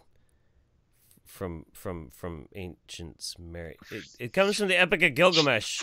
No, it's not even white, let alone. Have you ever Western. said listen? I mean, I don't think as somebody who couldn't survive more than one season of JoJo that you have any right to talk about the hero's journey, because we know trash. It's not funny. It's not the funny. hero's journey. Honestly, I'm waiting. I really want to see a YouTube supercut of Jordan Peterson lectures with his lessons being explained by virtue of JoJo clips. I gotta put this out there though. Like, guys, if you send us videos to watch when we're on the show, unless we're specifically asking for it, we're not gonna interrupt the show unless it's like a huge one like Larry does. I feel bad because I don't want anybody like tossing money at us expecting us to watch a video clip, because we really only make the exception for like big donos like that. So I just and otherwise we'll never get to being able to talk to anybody on midweek. Like and also last week too. Like I think last week, like the last couple times I did that, I kept taking links, and that you have no. I think within an hour I got 3 copyright notifications on that video. That's why I was fine with it. Right. That's kind of why we only do it for like the really big donos too, is because like we're fine with getting copyright struck if the live show was a huge success, but pretty much anytime we watch any video on this channel, we get we're not gonna make any money off this video ever. Yeah, it's the kind of thing like if you've got ad block, if you've got our YouTube channel whitelisted, WMG and TSA or TSM or whatever the fuck music companies, the copy strike companies, not even actual music labels, just copy strike companies. Yeah. They're making bank right now. Yeah, so go ahead and ad block when you watch our videos on YouTube. Just go ahead and ad block them, because like most of our videos these days get fucking hit. Every single one of our videos. But it's fun. Oh, that's why we do the show.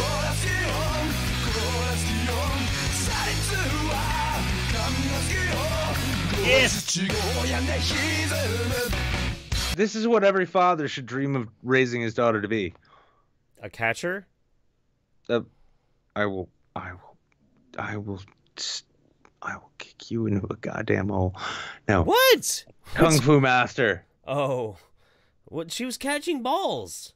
Don't you want your daughter to be able to catch... I will hurt you so bad. Oh, all right. Oh, boy. Yeah, you dug that hole yourself, too.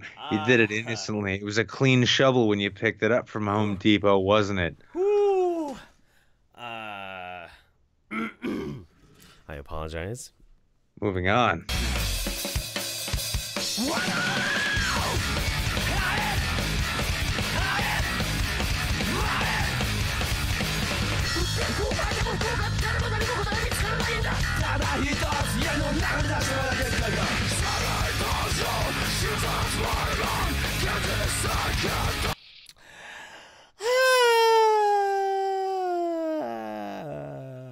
This is one of those videos where it's like I could love the song on its own. It's perfectly I could do that, but because I saw the video, it'll never be quite as satisfying.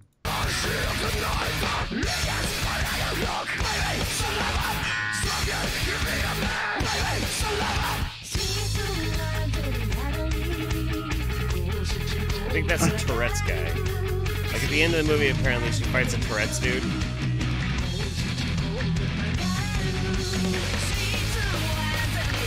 Bar, is this the Tourette's guy that she's fighting? Like at the end of the movie, the dude who has like jittery Tourette's and shit. That's the bitch of it, right? Like you attach this song to this wonderful display that you have in your mind. And anytime you hear the song, the only thing you can see is that display. And if you don't see that, it doesn't quite work. Just a quick heads up, anybody who's watching out there, make sure you hop into the Discord, link on the page, hop into the waiting room. We're going to start rolling here in a minute.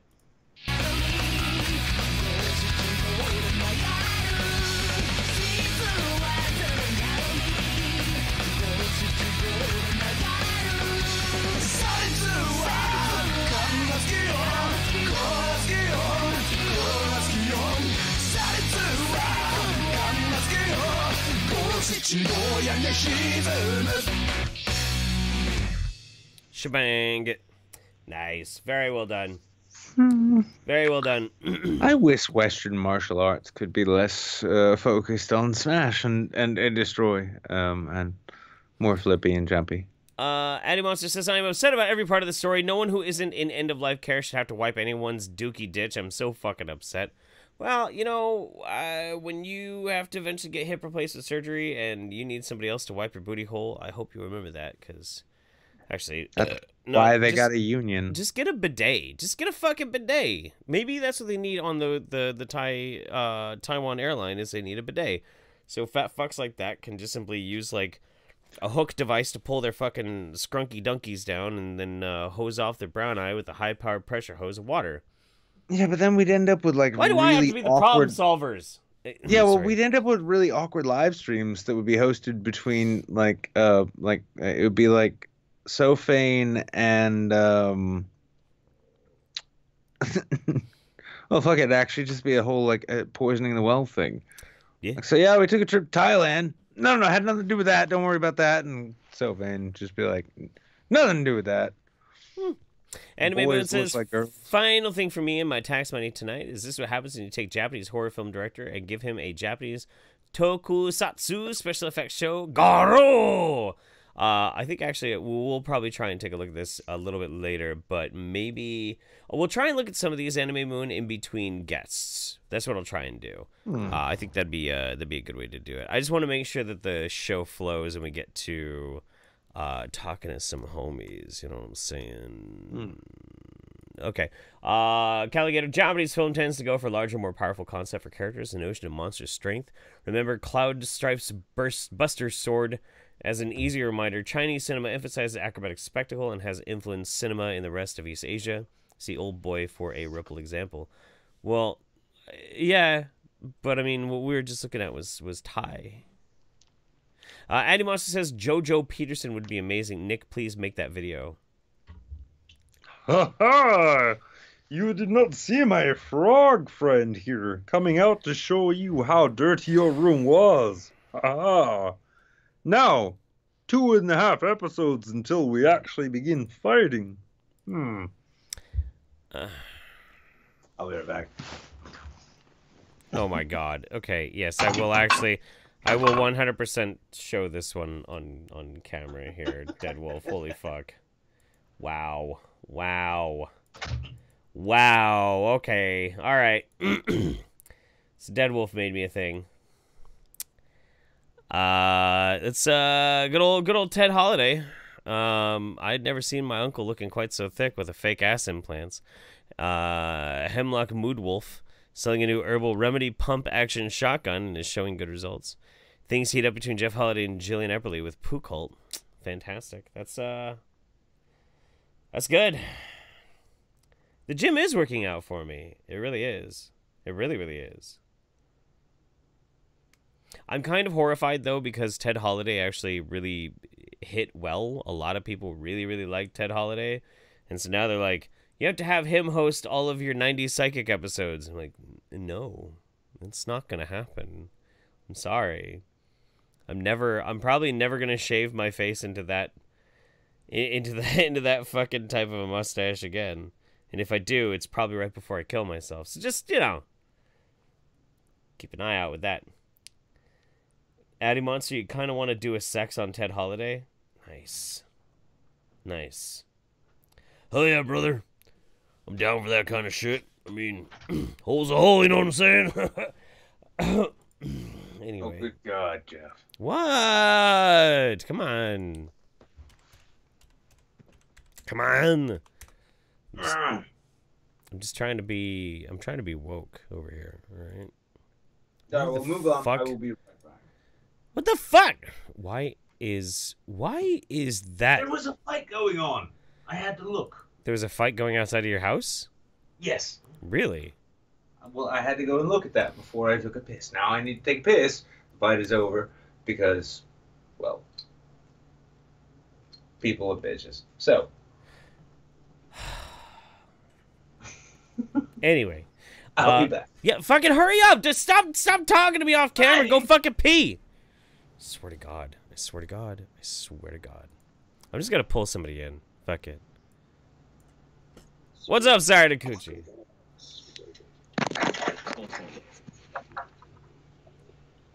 Hello, my friend. Hello. Hello?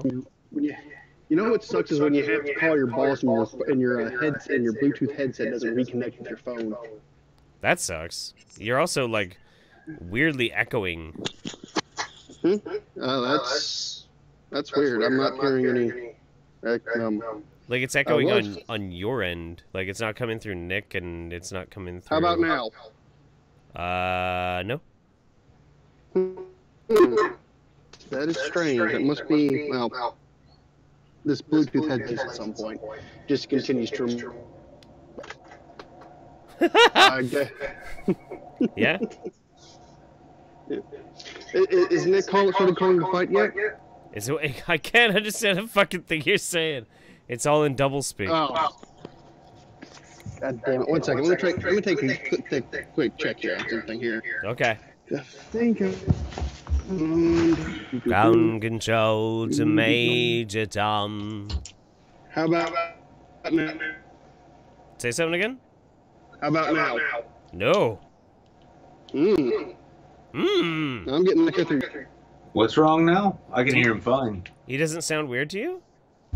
Well, I mean, I heard you singing, so I had to readjust my... No, but sorry, say something and see if Nick hears an echo. Nick. Keep talking. Yeah, that's it. Are you hearing any echo? Any problems? No, nothing wrong at all. Sounds Maybe it's my problem. Maybe it's my fault. Sounds like a personal problem. Shut up. No, I mean, I'm not... Sorry, what? Who are looking? I don't know. I need to know if I want to put my money on the fucking the drunk ass fat guy. The fight outside of your house, outside of your apartment. Oh, the fight outside. No, that was just like loud people fighting in the parking lot. That happens. More now than it used to. It didn't start out. Here's the thing. So I don't even know what Jeff was doing, but Jeff was saying there was an echo. Instead, I'm only hearing every third word you're saying. So, yeah, no, I like this. It's like different, different interruptions for different folks. Huh. Well, I guess I'm pretty sure I know where that's coming from now. So now I need to ask, though, were you the guy fighting in my parking lot just a moment ago? Oh, no. Unfortunately, I'm locked. Why not? Well, unfortunately, I have to basically go through 3 month fuel purchases and make sure they're all AP systems.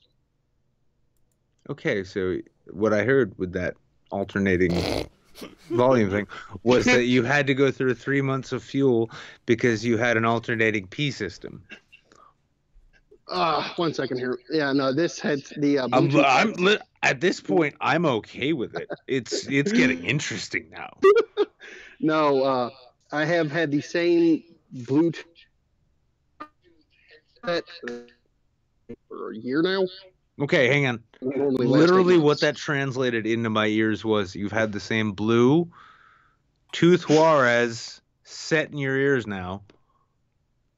So exactly like where I mean, how do you put that much cocaine in your ears? I can only imagine it's a cartel thing.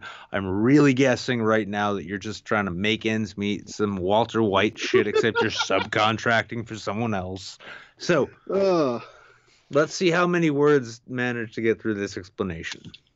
1 second here. 1 second here. I think my headset's dying. So I'm gonna do a reboot on it. Give me 1 second. You put a boot on your microphone. So hey everybody, I'm all alone now. This is usually a very bad idea for most live streams. So as we've come to realize, Jeff he melted into a puddle, and our guest, who was a robot from the future working for the Juarez cartel, has let us know that blue teeth are what everyone's going for in about 15 absolutely. years. Don't interrupt me! In 15 years' time. So, please, future drug robot, tell me, how much cocaine did it take for you to think appearing on this show was a good idea? About 6.5 miles. Listen, that's about... I don't want to get into how long the wall needs to be with you, okay? Or anyone else. That's not what this show's about. We're just trying to talk to time-traveling automatons. And yeah, though, you see how it's problematic for me? Look, I mean, like, I'm thinking, like, on the one hand, I'm just this, like, like, kind of Jewy kid from New Hampshire. And at the other side, though, like, I could be Guatemalan looking up at a 40-foot wall of steel spikes and saying, I wish I had a saw right now. No, Bar has it right. 6.5 mile line. I still don't know what that means, and it sounds racist, and I'm trying to make... Oh, well, hang on, continue. Well, yeah, I mean, it's just real simple. You just need, 6.5 mile line of cocaine. I mean, it's actually terrible, which I am coming from. Just cocaine. And... Oh, no, I'm hearing it. I get it. No, hang on, I see. You want to build this, it's not a wall, it's just a moat. It's a big trench. It's a 6.5 mile long trench of cocaine. That way you can harvest the power of Charlie Sheen to ensure that your audio comes through smooth next time you show up on the show. Yes, basically. Ladies and gentlemen, boys, girls, cokeheads of all ages, a 6.5 mile trench full of Mexican cocaine. If there's any amongst you who can actually tell me how that's a bad idea, I want you to chime in the comments here on Twitch, because the comment section, you just wait until the stream's over and then just leave your comment as soon as you find it. And yeah, explain to us how it is that, the English language can be perfected via a 6-mile trench of cocaine that will avoid any further, dropouts or pauses thanks to terrible internet. I missed something. Yeah, of a few things. Yes. Let's try something here real quick and see if this will work. How does this come across? I think it's on my end. I think there's something weird going on in my Discord. I was really just expecting you to say, how does this come across to you, Jeff? So we were just talking like a 6-mile line of cocaine that a handful of us on the internet need to maintain and take care of. I'm going to try and reboot my Discord. Hang on a second. I understood all of that. I don't understand where the communication breakdown I'm going to pass the question happened. off to you. Yeah. I'm going to pass the question off to you. I love your faces. Filling with cocaine, and I'll see you tomorrow. See, now you sound perfectly fine. I think the company Wi-Fi is fucking up. Oh no, it's still weird. I don't know what the fuck it is. Whatever, fuck it. Who cares? We'll make do. It's Honestly, the notion of you using company Wi-Fi to come on this show reminds me of that classic joke about when you poop while you're on the clock, you're pooping on company time. This is the live stream version of that. Hello there. Yep. Yep. Well, hello there. Hey, I can hear you, Jeff. So. Yeah, no, so, fuck, I missed a conversation about cocaine. I feel very, very upset and embarrassed by that. Well, while I was trying to troubleshoot some of the mic problems, which I hope are relatively fixed, Jeff asked me Nick asked me a question, and he asked me how much cocaine am I snorting, and I said 6.5 miles. Yeah. That's how you gotta do and it. also keep in mind, Jeff, too, if you really want to know the context of that conversation, you can make sure to catch Midweek Saints over on YouTube. That keeps a number of otherwise unheard of music companies rich, so you can just keep it whitelisted, show up, watch the conversation, give them your ad money. It'd be great. Oh hell, I mean, if you really want to get into it, I mean, we could always discuss the current genius that is Soldier Boy and his continued doubling down on his game systems. Oh my god. Nah. My god. That shit's fucking hilarious. Hey y'all, I'm coming out with my own game system. People are like, oh, this can't go wrong. Soldier Boy, the dude who had one fucking hit, fantastic. It's gonna be amazing. Oh, it's a reselling knockoff Chinese gaming system. Cool. Hang on, shush, Jeff, shut the fuck up. Because by the way, we didn't want to spoil it, but I guess we got to it. If you guys want to support the show, a great way you can do it is by buying the YouTube Saints Playlad. It's this great little rectangle. You put a cartridge in the back. You can play Galaga and shit. It's amazing. Except it's not called Galaga. It's called Poisoning the Well. Galaga, I believe. Yeah. No, it's that's the nature of the game is you got to keep the thing from actually poisoning the well by guessing where it's going to be and then shooting your little dot to destroy it. So, yeah. By the way, yeah. So check out YouTube Saints Playlad. It's a great little handheld gaming system, first of its kind. I was gonna say it's a game called Poison the Well, where it takes you 6 months to finally get to the next level, and then nobody noticed. And then you lose footage. Somebody flies to the other side of the fucking country and hangs out with you and spends 9 hours on a couch with your fucking dogs crawling all over you for a funny comedy bit that you spend 9 hours recording and then never release the video. You know what the trick is, Jeff? You need to make a Fire Festival style Netflix documentary about filming a bit with Poisoning the Well. I should.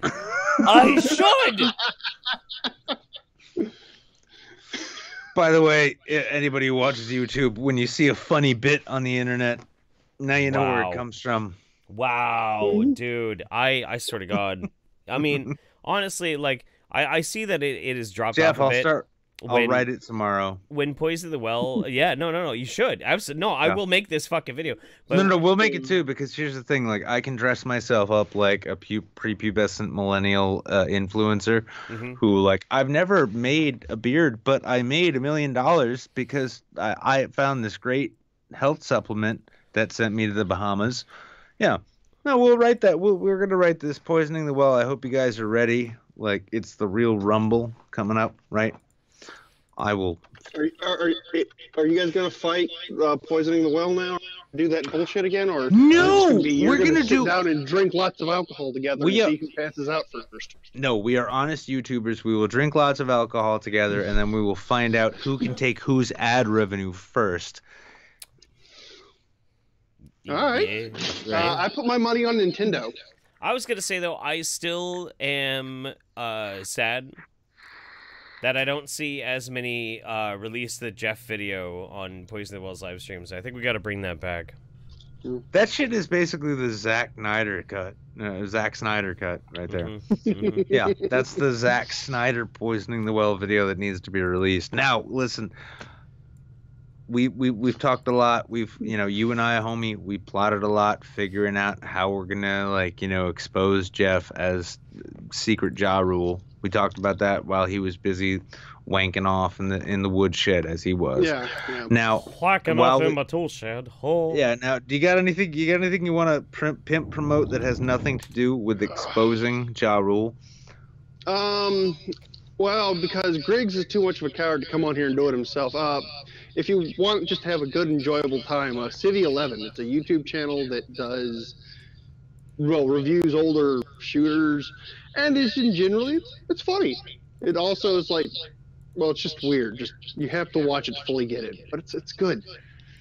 It's good. He spends 30 minutes talking about just how amazingly stupid Aliens Colonial Marines actually is. Oh. And going into insane detail about see, this is how dumb this bit here is. I have all night to work. I'm a night shifter. I have all night to watch these videos, so it's either that or Bit at the Sage and more anime. All right. Any relevant links or anything like that? Make sure you DM me in the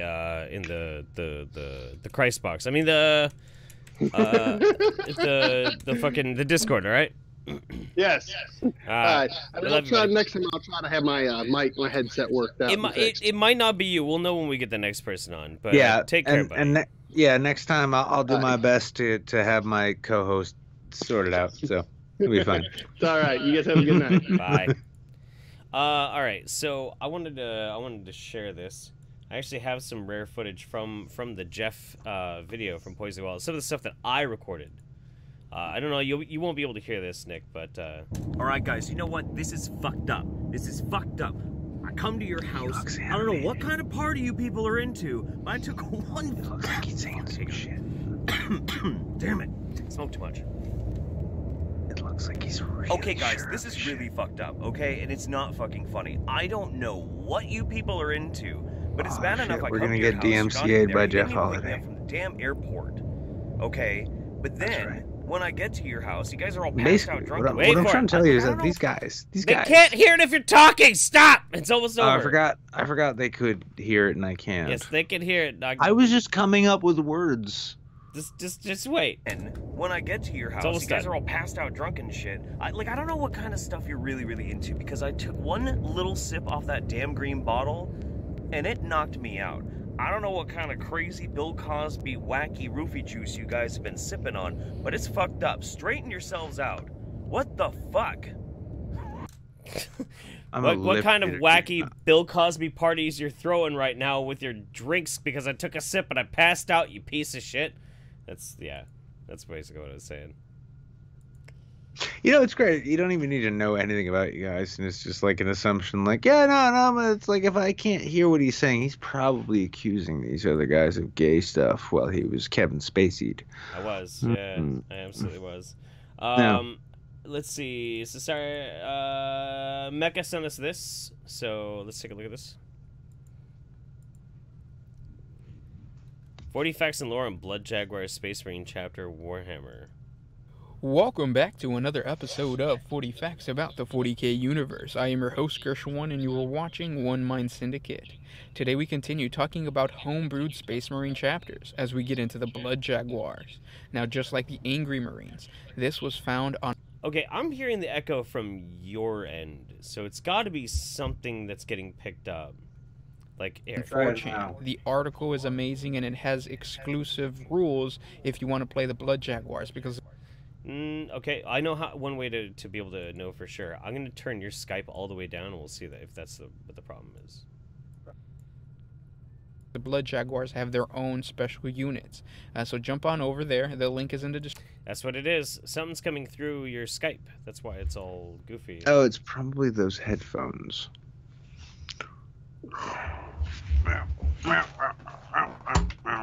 Nailed it. I knew it wasn't my fault. I knew it wasn't my fault. I knew it. I knew it. I knew it. I knew it. I knew it. I knew it. All right. Anyway, so let's roll and get somebody else in.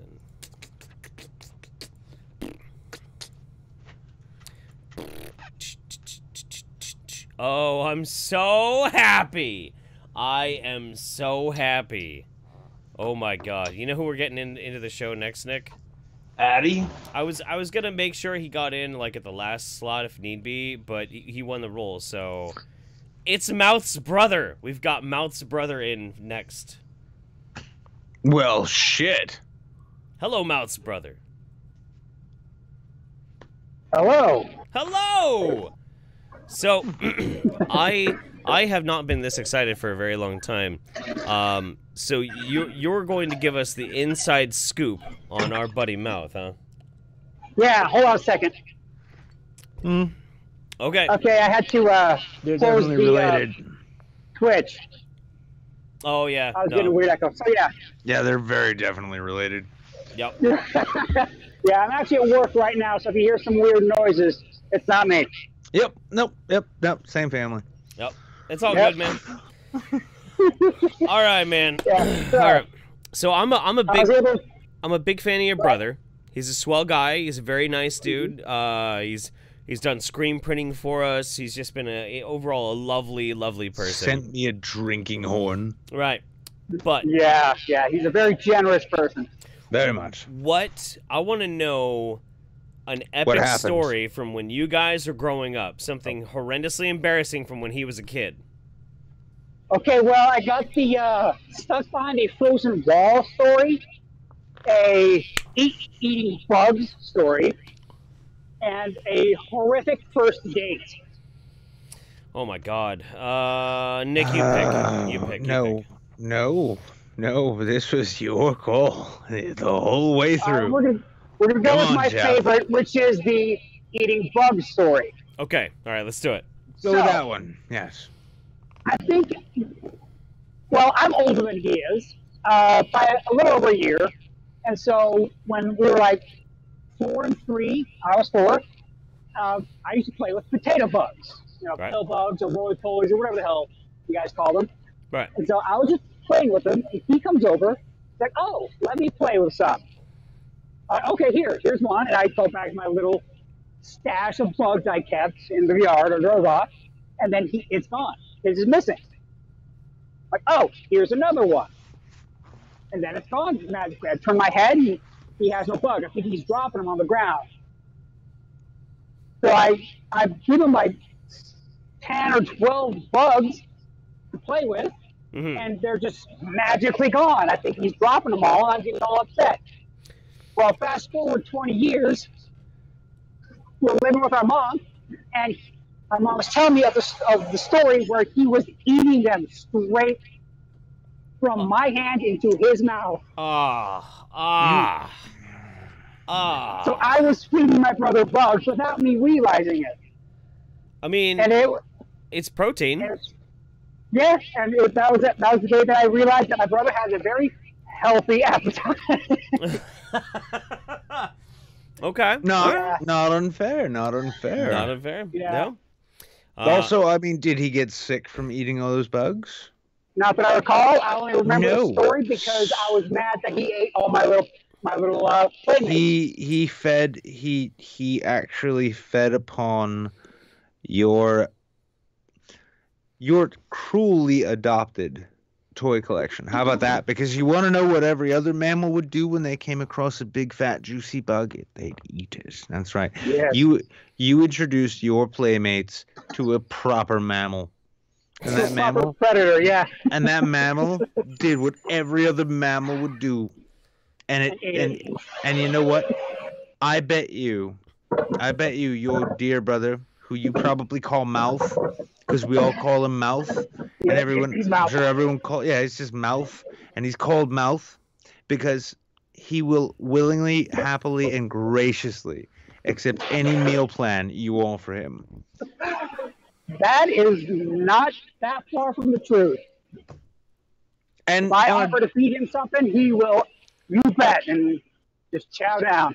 And not just that. I mean, tonight in the news, we even talked about a woman who was like, I had a girlfriend like that. The only reason that the woman who is marrying her blanket can exist is because we have surpassed Darwinian truth. Yeah. But not really, because, when shit gets bad, who's going to survive? The people who will happily eat whatever grubs they're handed and saying, this will keep me going. True. Yep. So your brother is, he is evolutionarily adapted to the point where I'm sure Stefan Molyneux will begin singing his praises in the coming weeks. Obviously. You see, life feeds on life. The primary vehicle for which a man to express himself is to consume. All life exists to feed other life. Really, what we're talking about here is a man, a young brave man, embracing the nature of entropy. Oh my God! I'm sorry. You just you gave us a Jordan Peterson there. I said Stefan Molyneux, but now I just really, really, really, really want to see Jordan Peterson interview Stefan Molyneux. I really want to watch Jordan Peterson put pill bugs in his pee hole. Listen, Dave Rubin would get really, really jealous. I don't care. He'd demand to know what percentage those bugs are getting. I am a man of very specific needs, I'll have you know. Like bugs in your dick hole? Yeah. Not mine, other people's. Well, listen, this is the fucking problem with this internet culture of ours, is some of us get so used to taking, you're like, I just want to take those bugs and put them on my dick hole. Meanwhile, our boy Mouth could survive an entire week on the amount of bugs you would want to put in your dick hole. What? I don't know about that. He's a pretty big guy. See, Unless you got a giant dick. I'm not saying Jeff's got a giant dick hole. I'm just saying he doesn't know when enough is enough. I do. I mean, oh, okay. It's kind of a pity that I don't insert pill bugs into my dick hole, because they would fit well, and it would be like a dick Pez dispenser. You just pop for cockroaches at the end of your cock. Not cockroaches. Gross. That's disgusting. Pill bugs. You oh yeah, no. Bitch. I'm sorry. I didn't mean to get weird and disgusting with it, Jeff. What the fuck? God damn it. Yeah. Now all I'm thinking is, struck one out, you still got a pill bug in there, you're gonna shoot somebody. Mm-hmm. That's right. This is why I'll never bring any of my siblings onto my show. Yeah. We're talking about urethral gaping. Yeah, that's a great conversation to have. Anyways, while I'm at work, make sure to tell your coworkers what you spent your break on. In detail. I'm not on break. I'm doing my job. Holy shit. Wait a second. Hang on. Are you telling me that there's a company paying you to do this on our show? And by extension, that means that company has now formally endorsed us as a sponsor?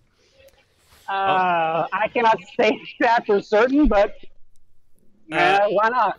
So Mouth just got on, and he just typed in the chat. Mouth, we're talking to your brother. Okay. He was telling us about how you eat bugs, but now we're talking about using insects to sound the male urethra. Yes. We've discovered that that dung beetles, the big ones from Southeast Asia or Africa or wherever the fuck they come from. Yeah, they apparently, like, if you put them in your pee hole, they can detect cancer even better than the cancer big dogs. pharma industry. Yeah. Well, then there's cancer dogs. Dogs that bark when you have cancer. Can you imagine how much that would suck? Yeah. If you had a cancer dog and you got cancer and you're like, why won't you stop fucking barking? And it's like, cancer, cancer, cancer all day, and you're like, what is the problem?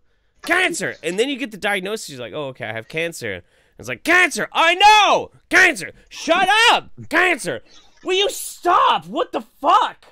Or even worse, actually, like, you go through that whole process and then you discover that the cancer dog's whole barking, it's just poorly trained, and it's called a cancer dog because it was raised by an astrologer.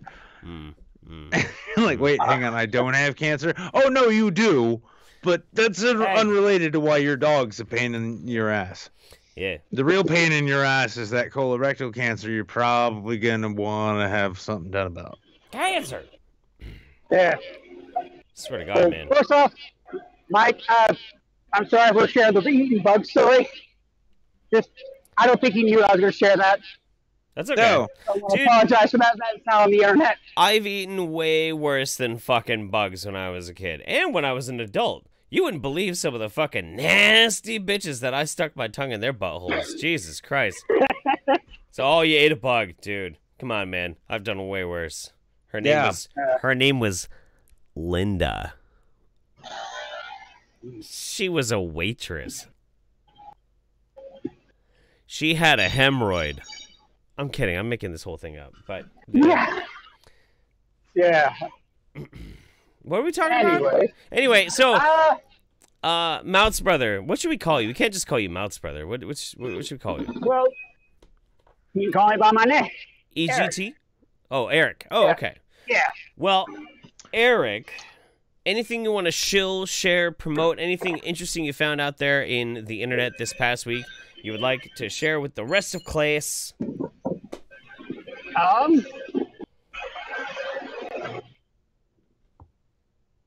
Not really. Okay. I have a YouTube page, or not a YouTube page, a channel, but it's not anything anybody's really interested in. Yeah. How do you know? On everything. I'm too busy watching TV. Is it about sounding your urethra with insects? Because I'm interested. I'll watch that channel.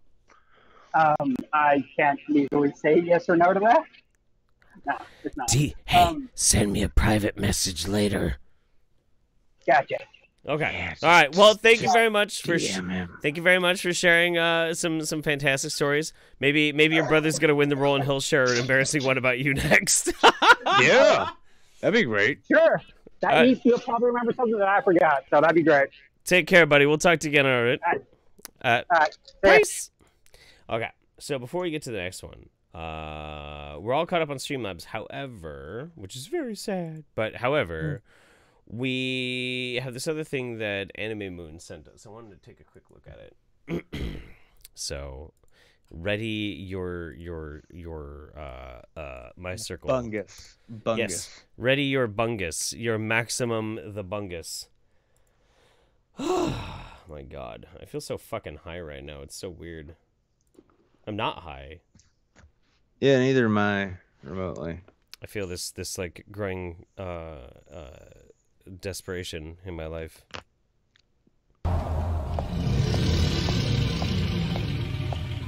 Roar! もしもし、ゴンザさん。今日ね、すっごく嬉しいことがあったから。もしもし、ゴンザリアさん。手料理をご馳走しようと思って。なん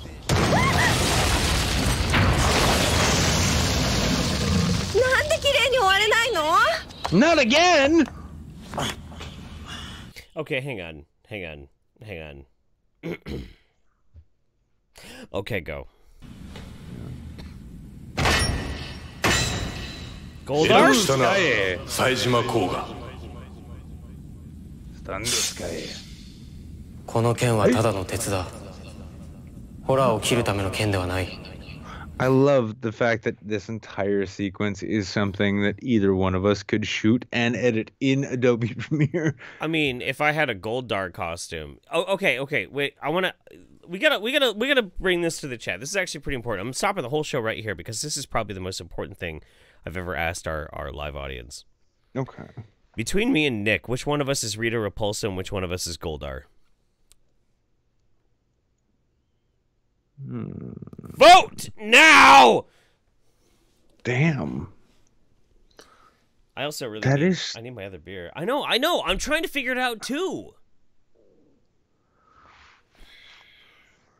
Well, I mean, on the one hand, right? On the one hand, you're Rita Repulsa in the sense that, like, so you can start it out and you can, like, you know, shake your pointy tits around and all, you know, all your pointy hats and your pointy heads and all those white hoods you wear and all that happens, right? And then I show up and I'm like, I will give this at least 2 seasons worth of sense before no one gives a fuck anymore.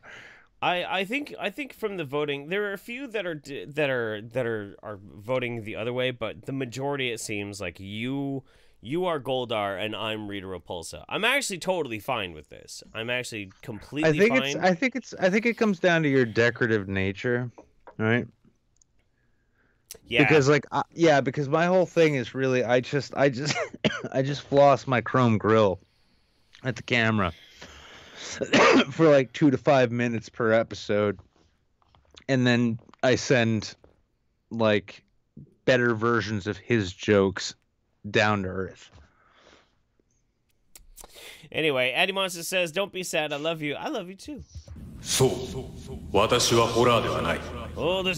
最初に言った通り、私はお前の内なる影だ。影を恐れれば影に飲み込まれる。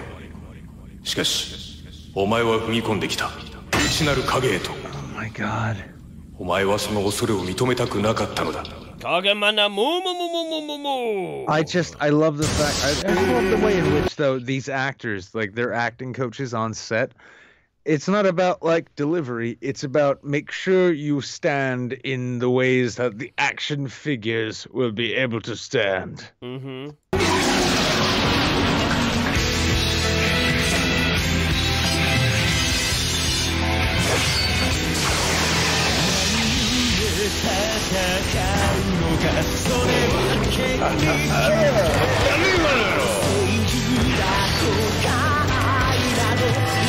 Gotta love practical effects. What?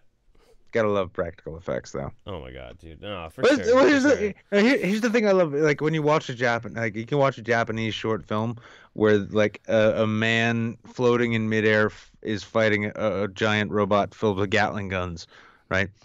And it can look really believable, and you can actually come to think like, wow, you know what? Actually, there's a really good chance there's just a dude suspended in midair fighting an actual robot that's just geared out with Gatling guns. Sure. Yeah. Why not? Japan. Fuck it. That might even be cheaper than CGI at this point. It's my Japan shit going on. All right, let's get somebody else in here. Fucking Nippon. Japan. Skiret. Pop pop pop pop. I just really want to show a bunch of weebs, Man in the High Castle, and they'll be like, but I mean, that's the thing. Look, I get to live in California and be Japanese. Like, kind of. Yeah, but there'd be no anime. They only came out with the manga to enslave the world of the Western world after they lost the World War II. That's right. That's absolutely right. So I'm officially petitioning. You got to get the rainbow tattoo. No. Yes. Yeah. No. Yes. Absolutely haram. Okay. I tell you what. I'll make a deal with you. We're gonna make a pact. What about a Godzilla tattoo on your chain? No. I mean, hang on. Like, okay. What about a Godzilla tattoo? I mean, I am a huge fucking Godzilla nerd. But... And would a Godzilla tattoo on the taint not be the ultimate sign of that forever? I mean, yeah, but I don't want to commit such a special place to. I'll make a pact with you. When you decide what taint piercing or what taint tattoo you're gonna get, I will finally get my grenade tattoo on my taint the same time that you get yours. Oof. Yeah. Oh man, I can't handle the pressure. I'm too. Okay. Oh no, it's fine. Listen, like, don't think about the pressure now. Just agree to it, and then realize that you're under this lawfully binding agreement made on the record. Later on, when you actually have to face up to it. The chat has a good point too. That then you can use the line "taste the rainbow." Oh. I mean, yeah, but Isn't that almost worth it, actually? all right. Now I want to get a rainbow tattooed on my taint. Holy shit. I'll put it this way: if this had been propositioned to me in my 20s, I probably would. Yeah. Yeah. Well, then this is the thing. This is sort of like that great movie, The Bucket List, with Jack Nicholson and Morgan Freeman. You remember that movie? Where they just went and did all of the things that they wished they'd done when they were young, but they had to wait until they were old, till they were bold enough to do it. You know what? The Bucket Fuck List that was noise. neither of those people. What the Shut fuck? the fuck up. What I mean, I don't really have a bucket list, but like while I'm still like young-ish, like in my mid-30s, I'm working through what I call the fuck it list, which is where I just do things that like I know I'm gonna regret when I'm older, but like a taint tattoo. No. Yeah. Oh wait a second. You're telling me you wouldn't regret doing that then? So you're just. What reason do you have to not do it now? I don't appreciate you trying to reverse psychologize me. There's nothing reverse about it. It's directly psychological. It's out there in front of you. I mean, if you say I just don't want a rainbow on my taint, I could think of better things to do with my time, I'd be fine with that. My point is that we're trying to get Jeff to do it too. And here's the whole thing. You could go and get a temporary tattoo. You could get some henna work done on your taint, and then we could get Jeff to believe that that's a real tattoo. And then who knows what the fuck we can get him to do. Do you see? You know, that might work if Jeff doesn't cross his vibes. See, look, I mean, the fact that I have to explain these things over and over again.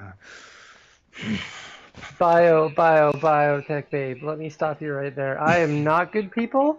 You do not want to get mixed up with people like me. I am the kind of people that your parents warned you about. And I don't mean that in like an edgy. I mean, I will get you in some trouble. How the fuck do you know she even had parents? It could be a pod person you're talking to. Oof, I'm sorry. Let me dial that back a minute. What the fuck is a 12-foot tall plastic pod full of chemicals gonna teach you? Exactly. That's why she's called Biotech Babe. She was born in a pod. Ooh. Yeah. Can you believe I didn't think I'd be able to carry this show tonight?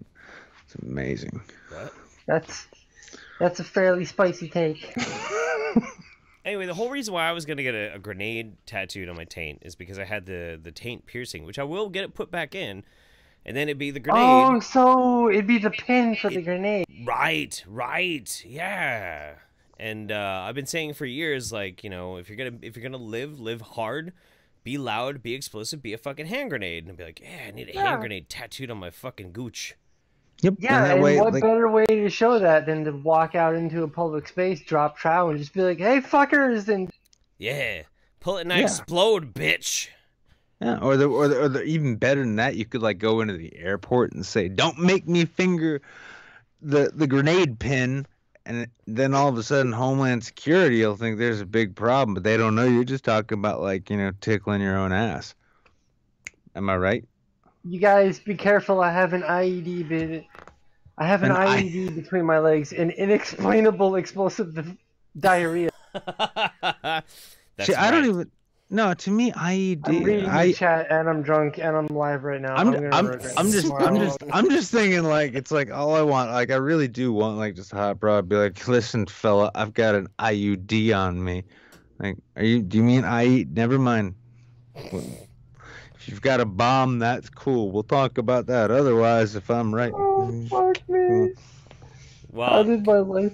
Congratulations, we're all on a list now. How did I arrive here in my life? How? I ask that every day. Yeah, you sign up for Facebook groups. That's how it happens. No, I to be honest, like at this point in my life, I look back at everything that I've done, and I'm like, wow, I'm not dead. And then everything else just like it seems to flow totally naturally. I'm like, yeah, I'm not dead. Yeah. Yeah.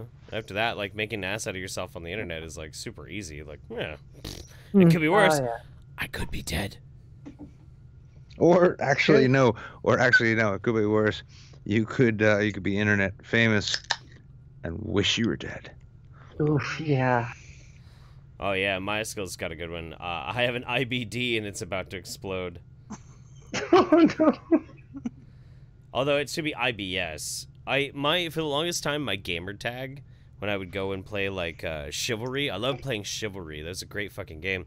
My tag was hooker with IBS because I just loved. No. I love the idea of somebody being like, "You were killed by a hooker with IBS." Like, yeah, that sounds like something that would happen to me. My buddy made a point of making his own gamer tags or any tags he came up with for social media to the point where one he likes now is implied consent.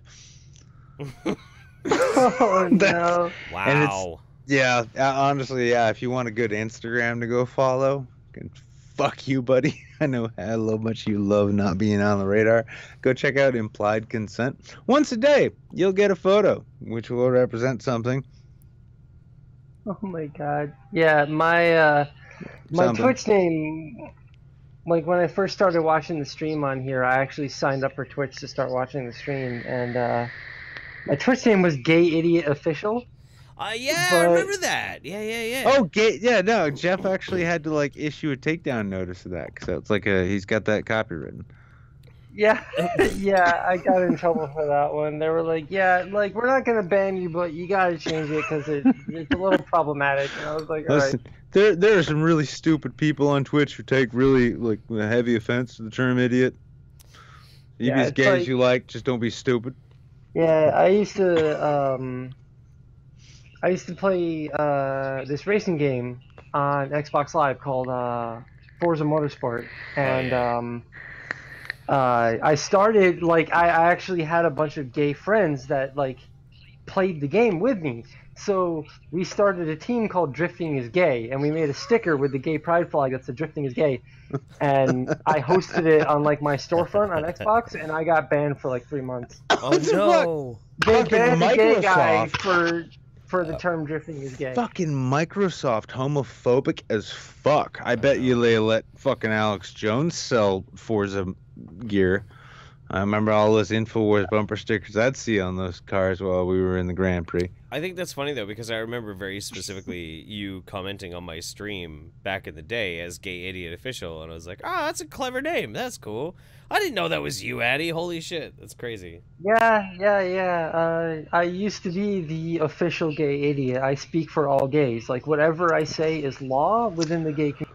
Right? Actually, while we're at it, too, let's actually just add on Addiemonster is actually Banksy. That's true. Right. Look, if you, like, Addie J. Monster, attorney at law specializing in gay law. So, if you need a gay lawyer, Addie J. Monster, that's who you need to call. Yeah. If you have me as your legal representation, you'll probably end up in prison, but you're gay. Isn't that what you wanted?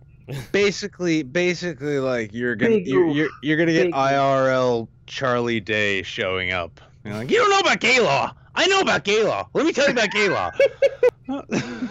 You may go to prison, but it'll be fabulous. Listen, so, I know he bled to death, but that was just because I was slaying that ass. Right? Look. A stint in prison, look, it could be good for you. It'll expand your horizons. You're gonna start selling it like it's timeshare. If the jockstrap don't fit, you must acquit. Yeah, no, you're gonna end up selling like minimum security federal prison as a timeshare thing. Like all you need to do is handle these particular accounts for me and then transfer the funds to where I tell you, and then never say a word about me, and you can get a free trip to like federal gay camp. Yeah. Oh my god. Okay.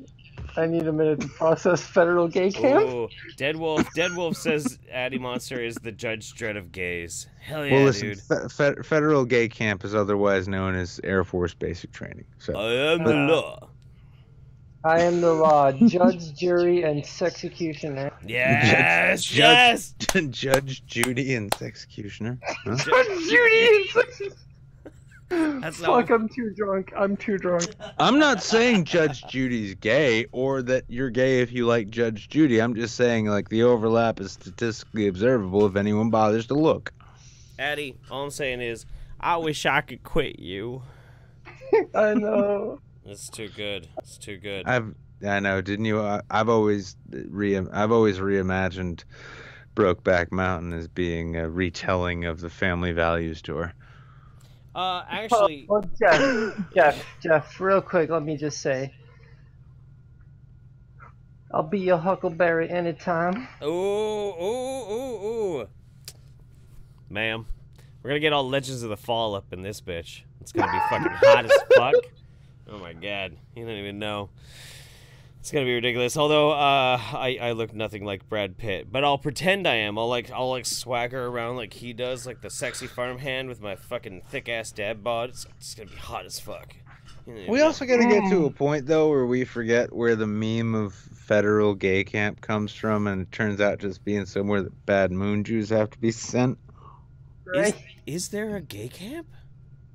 Alright, guys, now this might be a little self-centered because it happened while I was on the stream, but can I petition for federal gay camp to be part of the Saints lore, please? Ooh. I think we're a little past needing a petition for that. Yeah. I think federal gay camp needs to be a thing. Yeah, to be honest, like, I could talk with Jeff half the time, and it only occasionally comes back to me where the whole concept of moon Jews or Zebro even came from. Yeah. Like, I don't even know where Zebro came from. This whole thing is well out of our hands now.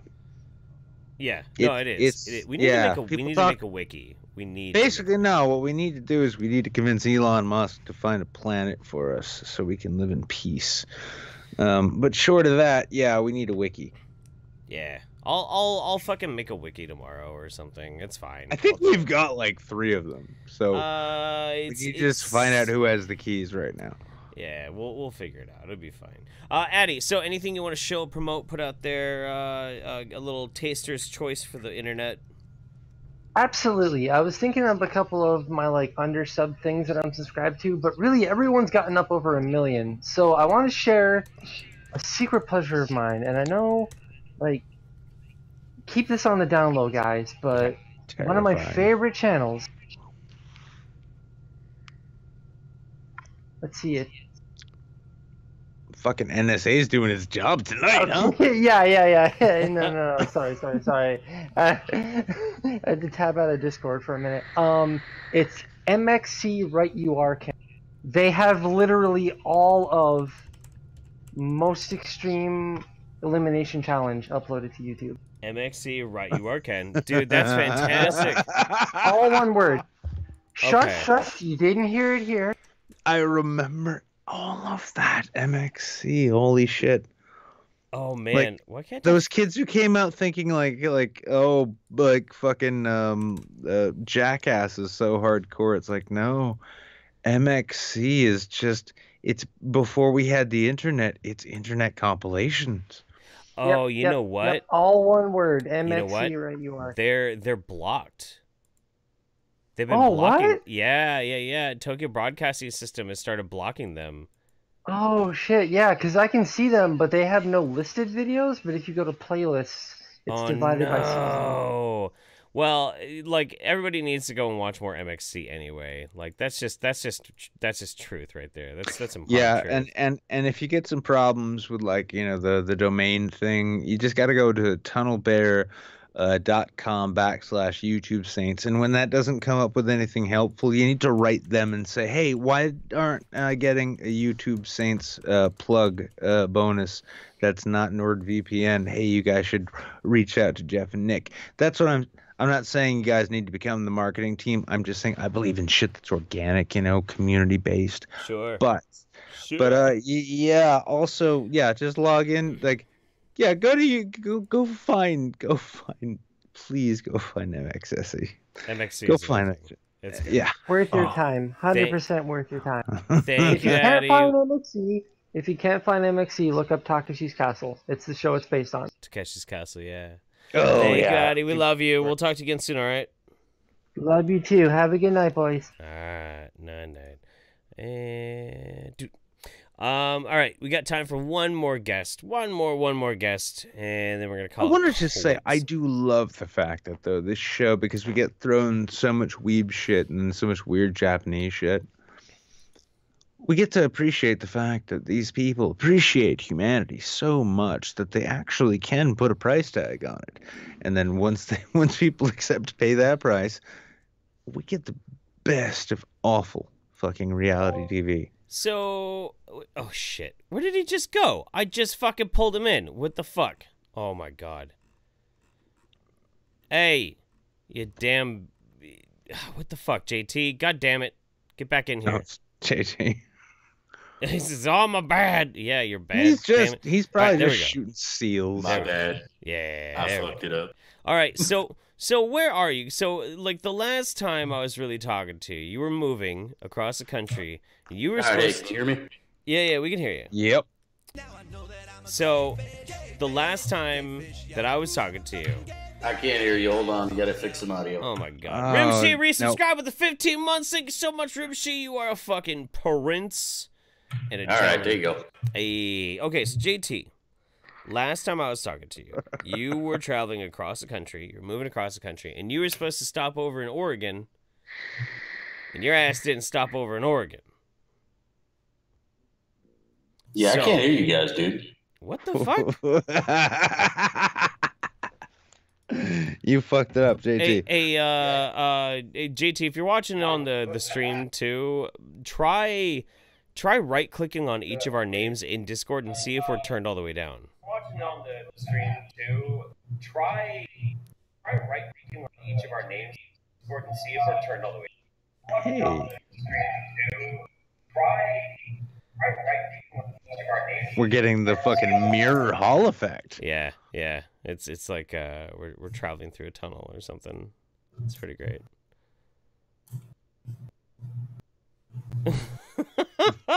No, I can hear myself echo in the stream, but I can't hear you. Weird. Now we're talking technical shit. It's so I almost heard you say that because I was listening to the stream. Yeah. Can you hear me say it? Say it. Are you ready for some football? Jay. Yeah, that's kind of what it sounds like, man. That's weird. Crazy, dude. I don't know what's going on with that. Well, I mean, unless you can fix your Discord settings. Move out of Canada. Minutes, like we'll have to move on, man. Well, unless you fix your Discord settings. Move out of Canada.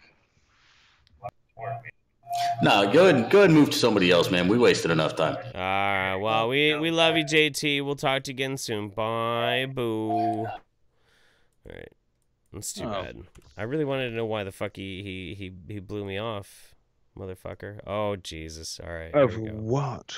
All right. Here is your moment. Oh, Here is your moment, damn. Mouth. Here is your moment. You get to get back at your brother, who earlier in this stream, extreme humiliation. This is like basically like at this point your Christian name will show up on Pornhub when you search humiliation, and it'll lead to this stream. How will you get your brother back? Will you tell us about the time that he shot himself in front of that girl that he liked because you were friends with her? Or you could just stay muted. It's fine too. That works too. You can do that too, and be the better man and be like, no, I will not embarrass my brother, because even though he doesn't think enough of me to avoid telling others about how I can survive on bugs for weeks at a time in the woods as part of a club. I like how we're just talking for Mouth because he's still muted. No, this is what I do for the people who send me things like drinking horns. I stand up for them as true brothers who would never tell about the time that they ate anything short All right. of sautéed maggots. 20 more seconds. 20 more seconds. That's right. Honestly, maggots. though, I will say... Yes, maggots. Eating maggots, Michael. How do they taste, Michael? Right, but at the same time, I mean, have you not actually been a little, like, curious when you see those, like, sauté plates? Not really. You never wanted to try it? Nah. Of maggots? Nah. Yeah, fried maggots. Yeah. All right. How about this? Is this work now? Just 1 second. We got JT. It's not exactly mouth, is it? But JT, would you eat fried maggots? The one time you ask him a question, he's quiet. Would I eat fried maggots? Yeah, no. I mean sautéed, like well sautéed, seasoned, prepared, like a real food. But they're maggots. Are we still dealing with the delay? Hold on 1 second. If you got a little bit...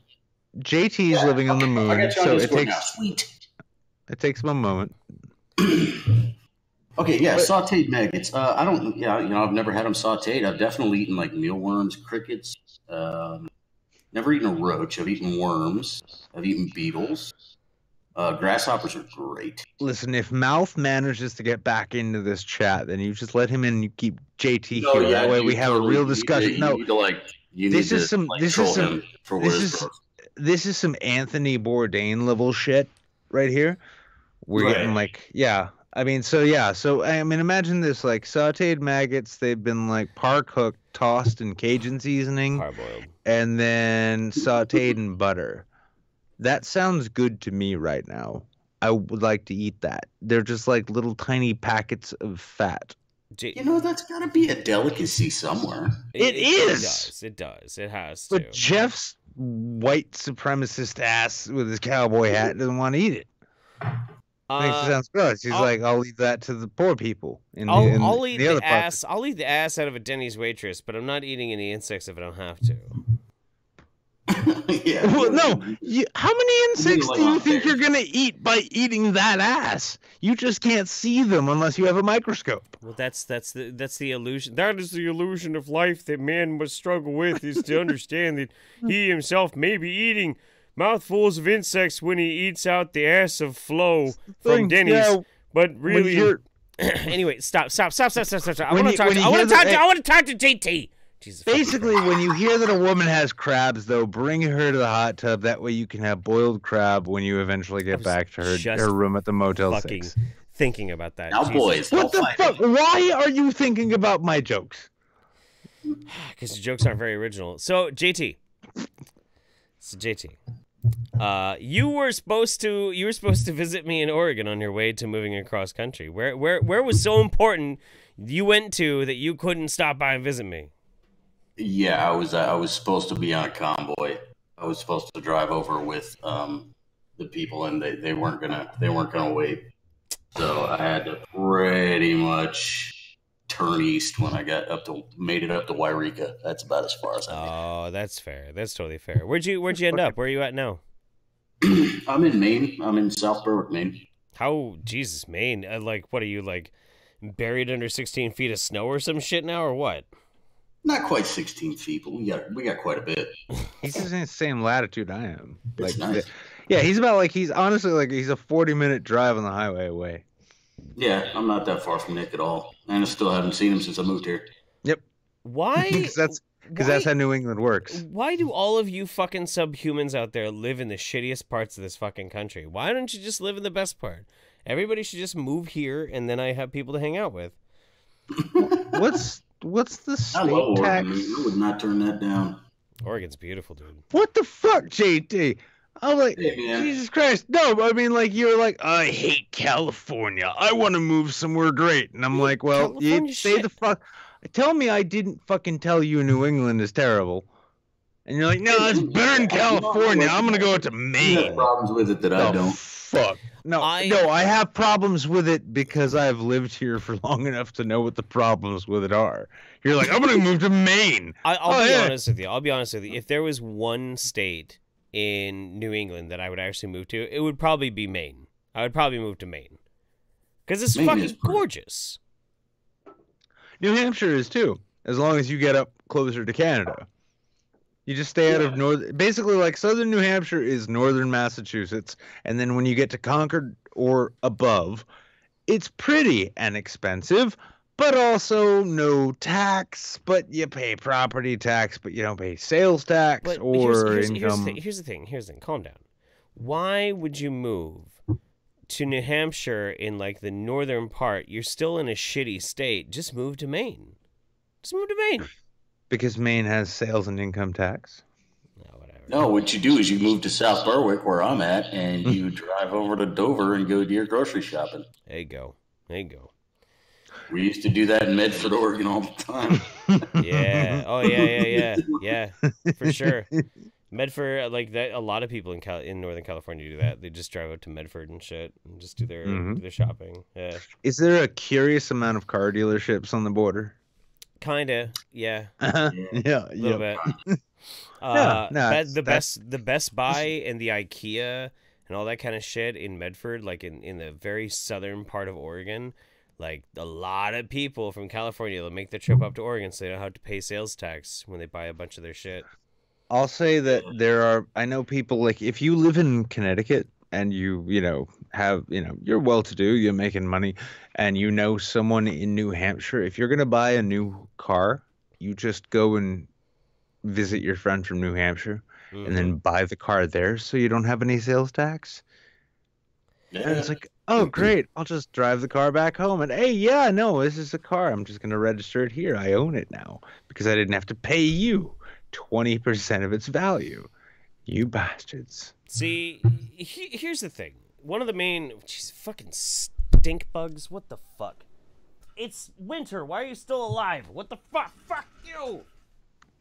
Because you live on the West Coast. It's the West Coast. There is no such thing as... It's a fucking invasive winter. Species. It's an invasive yes, I know. species, and it's fucking annoying. Well, listen, honestly, Twitch regards us YouTubers as an invasive species, and we are. So... Yeah. Do you really want to crush that bug, or do you want to help him get back outside? Fuck you! There we go. Goodbye, channel. All right. Anyway, so some people were basically saying, like, we need a beautiful spot that doesn't snow, and it's gorgeous. Like, dude, that's where I fucking live. If it snows here, it snows for like 5 days a year, and that's it, and it's over with. The only reason why it's not sunny is so it can dump all the rain, so the rest of the year, this whole place looks like fucking Fern Gully. It's amazing. I live in paradise, which is why I can stand dealing with all these fucking hippies. Yeah, it really is pretty up there. Oh, I've been up to Banyan, Oregon. I spent most of my time in Oregon on the coast. Yeah. So it's gorgeous. Yeah. You don't really want to swim in the ocean in Oregon because it's cold as fuck. But what I think is lighting a fire on the beach, man, having a couple of brews. Oh my god, dude. Well, JT is new here. What's sad that he doesn't actually get to see, I don't think, is because it used to be like in New England when winter came around, it was literally the winter wonderland. It was nice and comfortable in terms of temperature. There was heavy and beautiful ornamental fucking snow everywhere. Icicles that existed only where they needed to. And then it turned from that to it's going to be obscenely warm for a while, and then it's going to be ridiculously cold and dump snow on you. Do try and survive. We hope you do best you can. It gets unbearably hot here, but that's why we have like we have so many fucking rivers and streams and shit. Pretty much spend the entire summer by a swimming hole if you can. Like it's wonderful. It's great, and everybody's constantly tripping on acid and having a grand old time. It's awesome. I'm gonna make it back out there one of these days. Yeah, man. But I know I probably need to shut up shop here. Yeah, well, listen right here, though. We got JT. He's like, yeah, man, I finally made my way out of the West Coast. Now I'm living in New England, and I can't wait to make my way back out west. It sounds like a fun time. Hey man, could have wanted. I could just walk out the road and put my thumb up if I wanted to. I mean, the only people I've ever known who came over and visited like this part of the country and had absolutely no urge whatsoever to try and stay were people from the South. And they're like, yeah, no, it's great out here. This is fucking awesome. No, I love it. Yeah, Oregon is great. I love this place. It's cool. You should go check out like Atlanta or Louisiana. I'm like, yeah, no, I really like it out there too. Like, they're totally fine. Totally fine. Yeah. No, this is nice. I really like where I live too.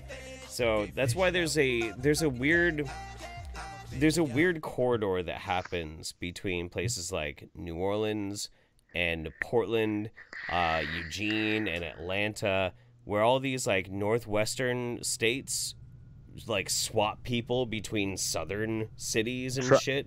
Happens all the time. Try Philly. No, try Philly. It's the same thing. No, I don't want to go anywhere near Philly. I like not smelling constant amounts of human filth. Philly is a fucking amazing town. I gotta go to the Museum of Art steps once because I gotta run up them. Oh yeah. The Rocky. And I gotta get down to the Glades too. Well, that's the thing though too. Like Jeff, like you love talking about New Orleans, and we both know how awesome New Orleans is. But Philly is basically like if New Orleans had like a dirty one night stand and banged the shit out of New York, and then its kid grew up and was kind of all right. That's Philly. Yeah. Because Philly's a town where you get into South Philly, for instance, there's a bar in every neighborhood, just like New Orleans. Mm-hmm. And you go down there, and it's just about like, are you having a good time? You are? You're not? Why not? All right, let's make sure you have a good time. Here, right. You want some food? Here, have some more. Here, have some more fucking cheap beer. We don't give a fuck. It's cheap and it's dirty and it's Philly, but you're gonna have fun. We promise. Just don't go north of the Spring Garden. I might like it. Y2K and W says, I'd have enjoyed Oregon more if y'all had some kind of capture and relocate program for your homeless. Okay, here's the thing. There are a lot of capture and relocate programs for homeless people in the Pacific Northwest. You know where they bus them all? Here to Eugene. They bus them all here to fucking Eugene. This is where they all land, and Eugene is like, we're not fucking doing that. That's a dickhead thing to do. But here's the thing. If you're a adventurous-minded kind of guy, like I am, and you end up down at Bermuda Triangle, where everybody's out there trying to get fucking their dick wet with unfortunate fucking sex with a random-ass stranger, and you don't like it, and you get bored like I do, one of the best things you could possibly do is to go buy a six-pack, go over to all the street kids, sit down, set it down, grab one, and be like, meh, y'all got any drugs? That is how you start a really interesting and memorable night. Let me tell you, done it many times. It's interesting. It sounds like one hell of a way to kick it off. Yeah, you just sit down randomly and with a group of like really dirty-looking kids and their dogs, and you're like, "You guys got any drugs? Here's some beer." Oh, that's Rochester, New Hampshire. Yeah. In a nutshell. It wasn't like that where I was at in California. You had to, in fairness, JT. I just said Rochester, New Hampshire. You are closer to Rottenchester than I am. So, if you want, I mean, if, like, you know, you can get all kinds of shit wet, be it your brain or your dick. You go on out there and check it out. Oh, I'm good on that, man. You sure? I don't really play around with that anymore. You know, it hasn't fallen off yet. I'm trying not to push it, you know. So all in all, though, how are you liking? You went from West Coast. You went from West Coast to New England. Yes. Are you happy? What's it take? Yeah. No, I like it. I like it a lot better out here. It just doesn't, it doesn't strangle people like California does. I just have so many problems with the way California does. Yeah. It's impossible to live out there. You got $4 gas. You got, shitty job market out in California too. Yeah, I was actually lucky that I snagged something within like 3 months of getting out of the Army, honestly. Yeah. And it took me a little longer to get a job out here, and it's a little bit of a rocky start, but at the same time, I do hope you can actually get in with SIG. Yeah, that would be cool. That would be actually be a really cool job. I wanted to be one of those quality control testers, which basically means like, hey, go shoot this and make sure it works. And I'd be like, oh yeah, dude, sweet. You're gonna pay me come money on. to do that. That's the shooter's version of like, I wish I could be a video game tester. Yeah. That would be a dope job, dude. But well, you did notice though there are a load of QC right now, I'm jobs. taking care of seniors, and hopefully that gets some gas in my tank, and I can actually make it back and forth to Exeter. Well, you know what? That's the thing is like if you ever get the interview with SIG, and they're like, all right, well, QC basis, what do you know about these products? I'm like, well, I've dealt with flesh from like healthy young flesh to like really old frail flesh, and I could say like I know that the your 360 your 357 auto round that'll penetrate young people and old people like with all their flesh. It's gonna be a good time. The older ones are a little bit more leathery. They got a little more give. Yeah, but it's great so long as you keep the sparring on it and you keep the rifling in the barrel right. I think they would definitely kick me out of the interview if I said that. I'm just really, really happy that you're doing good, man. It means a lot to me. I've been hoping that everything worked out all right for you. That's good. That's good. All that being the case, man. Anything you want to show, promote, share with us, that kind of thing? Well, yeah, I got this guy. I know he really wants me to put his book out there called "The Dead Dream Wakes." Shut the fuck up. It's by Jeff Holiday. Do you have? Pick that up, give it a read, and tell Jeff all about how you love it. Do you have that book? 'Cause I'm gonna get it though, and I'm gonna troll the shit out of him. I haven't even been sent a copy of this. Yeah, well, it's on Amazon. Have fun with that. Oh my god! Oh god damn it! I just saw that. I just saw it, and I was hoping it's like this is like, oh my god, here, Nick, have this money and buy this book, and I won't because I'll just steal it.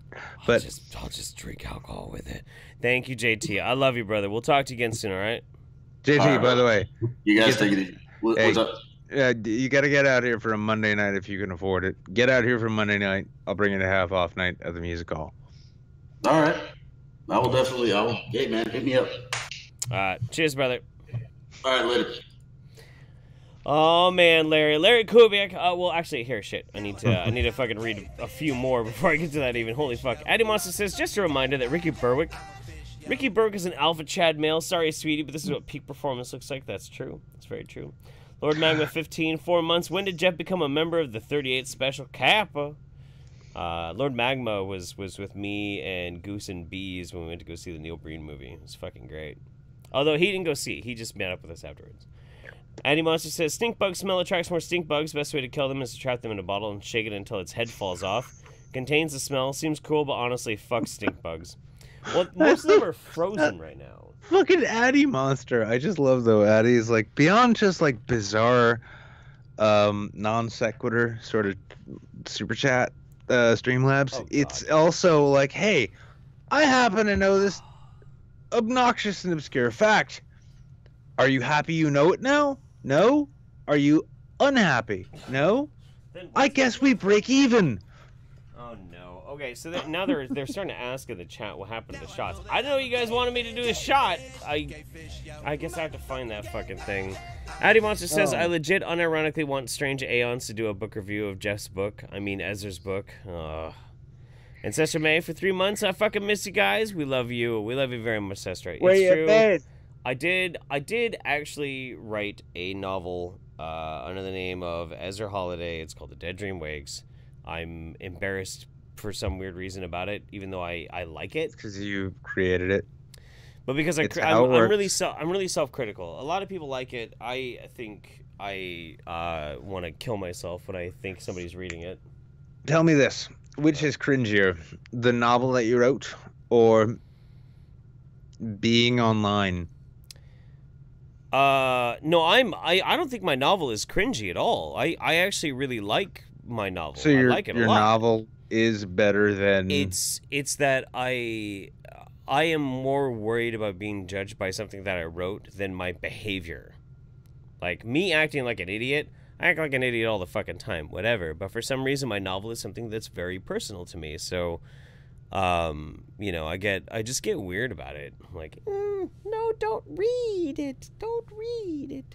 No. But also read it. Read it. Buy it and read it. That's why I never promoted it. I never marketed it at all. Period. Well, I know, and that's also why Clash Books actually wants to reproduce it and put it in an actual, like, book form where you can get it at Barnes & Noble and actually have a book, a real book. I wonder what happened to that fucking vodka. I don't know what happened to it. Hang on a second. Yeah, see, so I've gotten friends and good friends, publishing deals. In fact, it's funny, Vernaculus, and if you haven't gotten his book yet, do go look at his book. It's very well written. He tells me I'm better with words than he is, yet I will read his shit and say, I think you get the language better than I do. But all the same, fucking Jeff's written a book. I'm trying to get him, like, republished on this press, and he's being, an absolute bitch about it. I don't really know what to do. Now, as for my book, I have a week left to produce the rest of its contents. I will do so, if nothing else, then because I have to. But still, I mean, you know, shame him with Amazon reviews of his book about how great it would be if they could buy an actual physical copy published by Clash Books, and then I'll get him to agree to publish his book with Clash Books, and I will take a small percentage as an agent in this sense, and then all the same it'll be great because then his book will be out there and he'll have to deal with that, and then all of you can read it and tell him it's great. Tickle Truck, tier 3 subscription, 15 months so far. If you wear cowboy clothes, are you ranch dressing? Yes, I am, darling. So, Larry, you get to make the distinction. Am I doing 1 or 2 shots since you dropped the 50 bones twice now? Oh my God, I'm really not looking forward to this. And we got a video we gotta watch. So let me grab that real quick. Found a classic weeb shit. Y'all probably know it's in 240p glory. It's Raisu. It's Raisu. Subscribe to the Prime subscription. Thank you so much, buddy. Appreciate you. You're a prince. You are a poet. You are my baby daddy, and I'm hitting you up for child support. A public intellectual. You are the darkest of the intellectual webs. 'Cause you make me feel. You make me feel like a gutter punk. All right. Alright, let's watch this.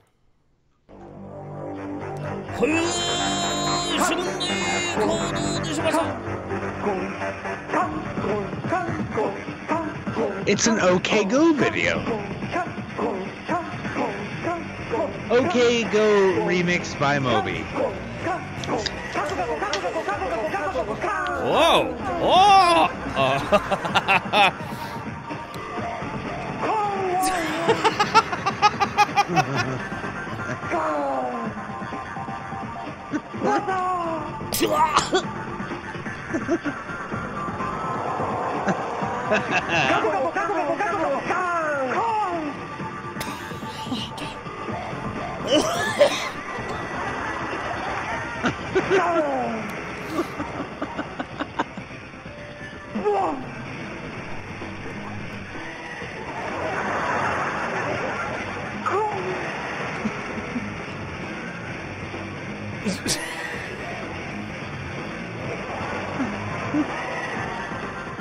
Masterful.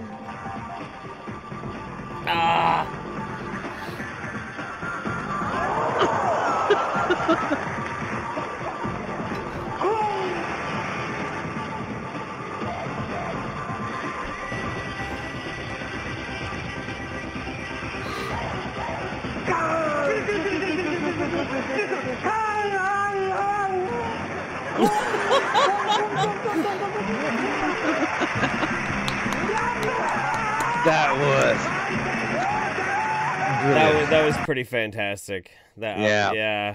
I'm glad we once again got to milk Japanese TV for our content. Milk.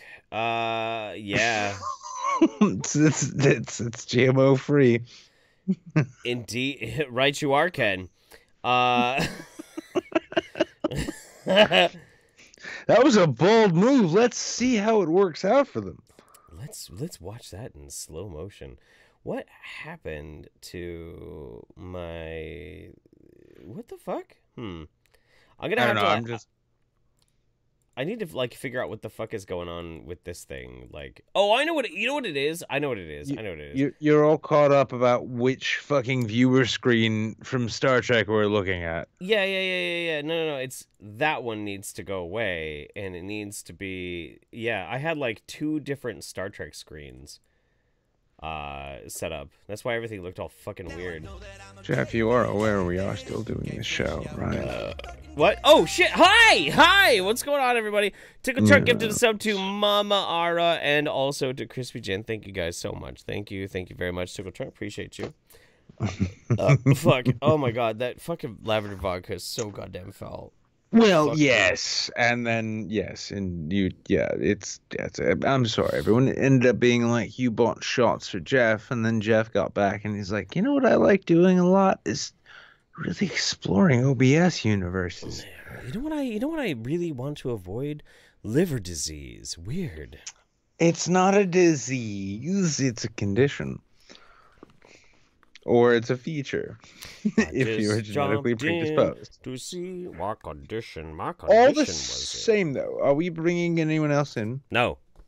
Okay, well, in that case, I guess this has been your show. You got a show. Holy shit. There was a show. It actually did happen randomly. Yeah, I know. I'm still awestruck. I'm going to go and wait for a comet to smash into the ground. I'm as shocked as all of you. Yes. But we have been your midweek saints. Look at that. We got through all of our news items. We talked to 3 guests or 4? 4 guests. 4 guests. 4 whole guests. And we've gone way over time, which I know you all love for your streams. Oh, shit. Tickle Truck. So when will the book club shows? When is Pornhub Saints? When will we ever be satisfied? Well, when it comes to me, you're never going to be satisfied. Yeah, I have honestly, too. Listen, I've written to Pornhub multiple occasions. We can batter down their doors or we can Martin Luther a declaration upon their door. We will leave that to you. I would say perhaps tweet it. Start out by let's lay the groundwork. Tweet every one of you at Pornhub right now saying we want #Pornhub Saints, and they'll be like, "What is that?" It'll be like, and that a disappointment waiting to happen. Yes, I know. This is going to be like whatever that Baldessaro guy in Brazil is meets Maduro. We will lead a people's revolution to massive disappointment, but there will be plenty on the internet who think it's great. That's fantastic. And that's the point. That's the point. But until that happens, we've been your midweek saints. Now you must sit and salivate until Friday, when you can catch us on that other streaming website, which is increasingly being run by communists. Good night, everybody. We'll see you next week. Or Friday and then next week. Bye-bye. Can you believe we actually called that a show? I don't know what we were doing. Well, I mean, we typically don't know what we're doing, but this was exceptional. Okay. Halfway through is honestly when the LSD kicked in, and I did not know where I kept wanting to scream, "Kitten! Kitten!" and I didn't, but like... No, I felt that off of you. I felt that vibe from you, and I kept thinking I am some kind of an otter. But then I said, does that make me a weasel? And then I asked, is that an affront to me being a Jew? And I couldn't... It was really hard to parse it all out. Do you think there's like some weird psychosexual thing between being an otter and being a Jew? That doesn't make any sense. No, like otters will squirrel things away. I guess they'll hide, little shiny trinkets in their. What otters have nests, dens? I don't know. Well, I'll say this much. I'll say that I really like the idea of having waterfront property. I don't know if that's connected, but it's intriguing to think about. Do you feel like your Jewish genetic code lends you towards more otter-like behavioral traits or something? Like, I don't know. You know, if anything, if there is any connection between otters and Jews in relation to me, I almost want to say that it's that I have this innate desire that I can't escape to be adored by strangers on the internet. And to maybe crack various shellfish on my tummy. On my tummy. Listen, we agreed we wouldn't speak about that. Wow. I mean, Kilroy was a weird event, wasn't it? Well, do we want another Kilroy to happen or not? Because, listen, those seafood vendors in the middle of the desert are temperamental people. All the same, though, yeah, that was really nice. Cracking up a shellfish on my belly. It took the whole concept of naked sushi to, like, the next level. Yes, I know. Well, I mean, the weird thing, though, is you keep complaining about walking in on me all naked in my bedroom. It's like, well, you didn't mind the first time when you got to eat some sinful seafood, did you? Well, look, you know what? I will put up with a lot of people's nakedness as long as I'm stuffing my face full of crab rangoon, all right? That's just how I live. That's how I roll, baby. Well, listen, I understand, and this is like getting back to JT, and I didn't want to spill too much on the beans, but, I mean, yeah, there's a way in which he afforded all of those Chinatown lines to afford all of that luggage. Now, that being the case, listen, I mean, do you really want to spoiling Kilroy for everyone? Like, no. They think it's about free speech. The whole thing was about shellfish. It's all about shellfish and questionable sex practices where we all basically drop trow, we all oil up, and we... Wait a minute, what the fuck is that red light? Well, listen, the first time it happened... Fuck!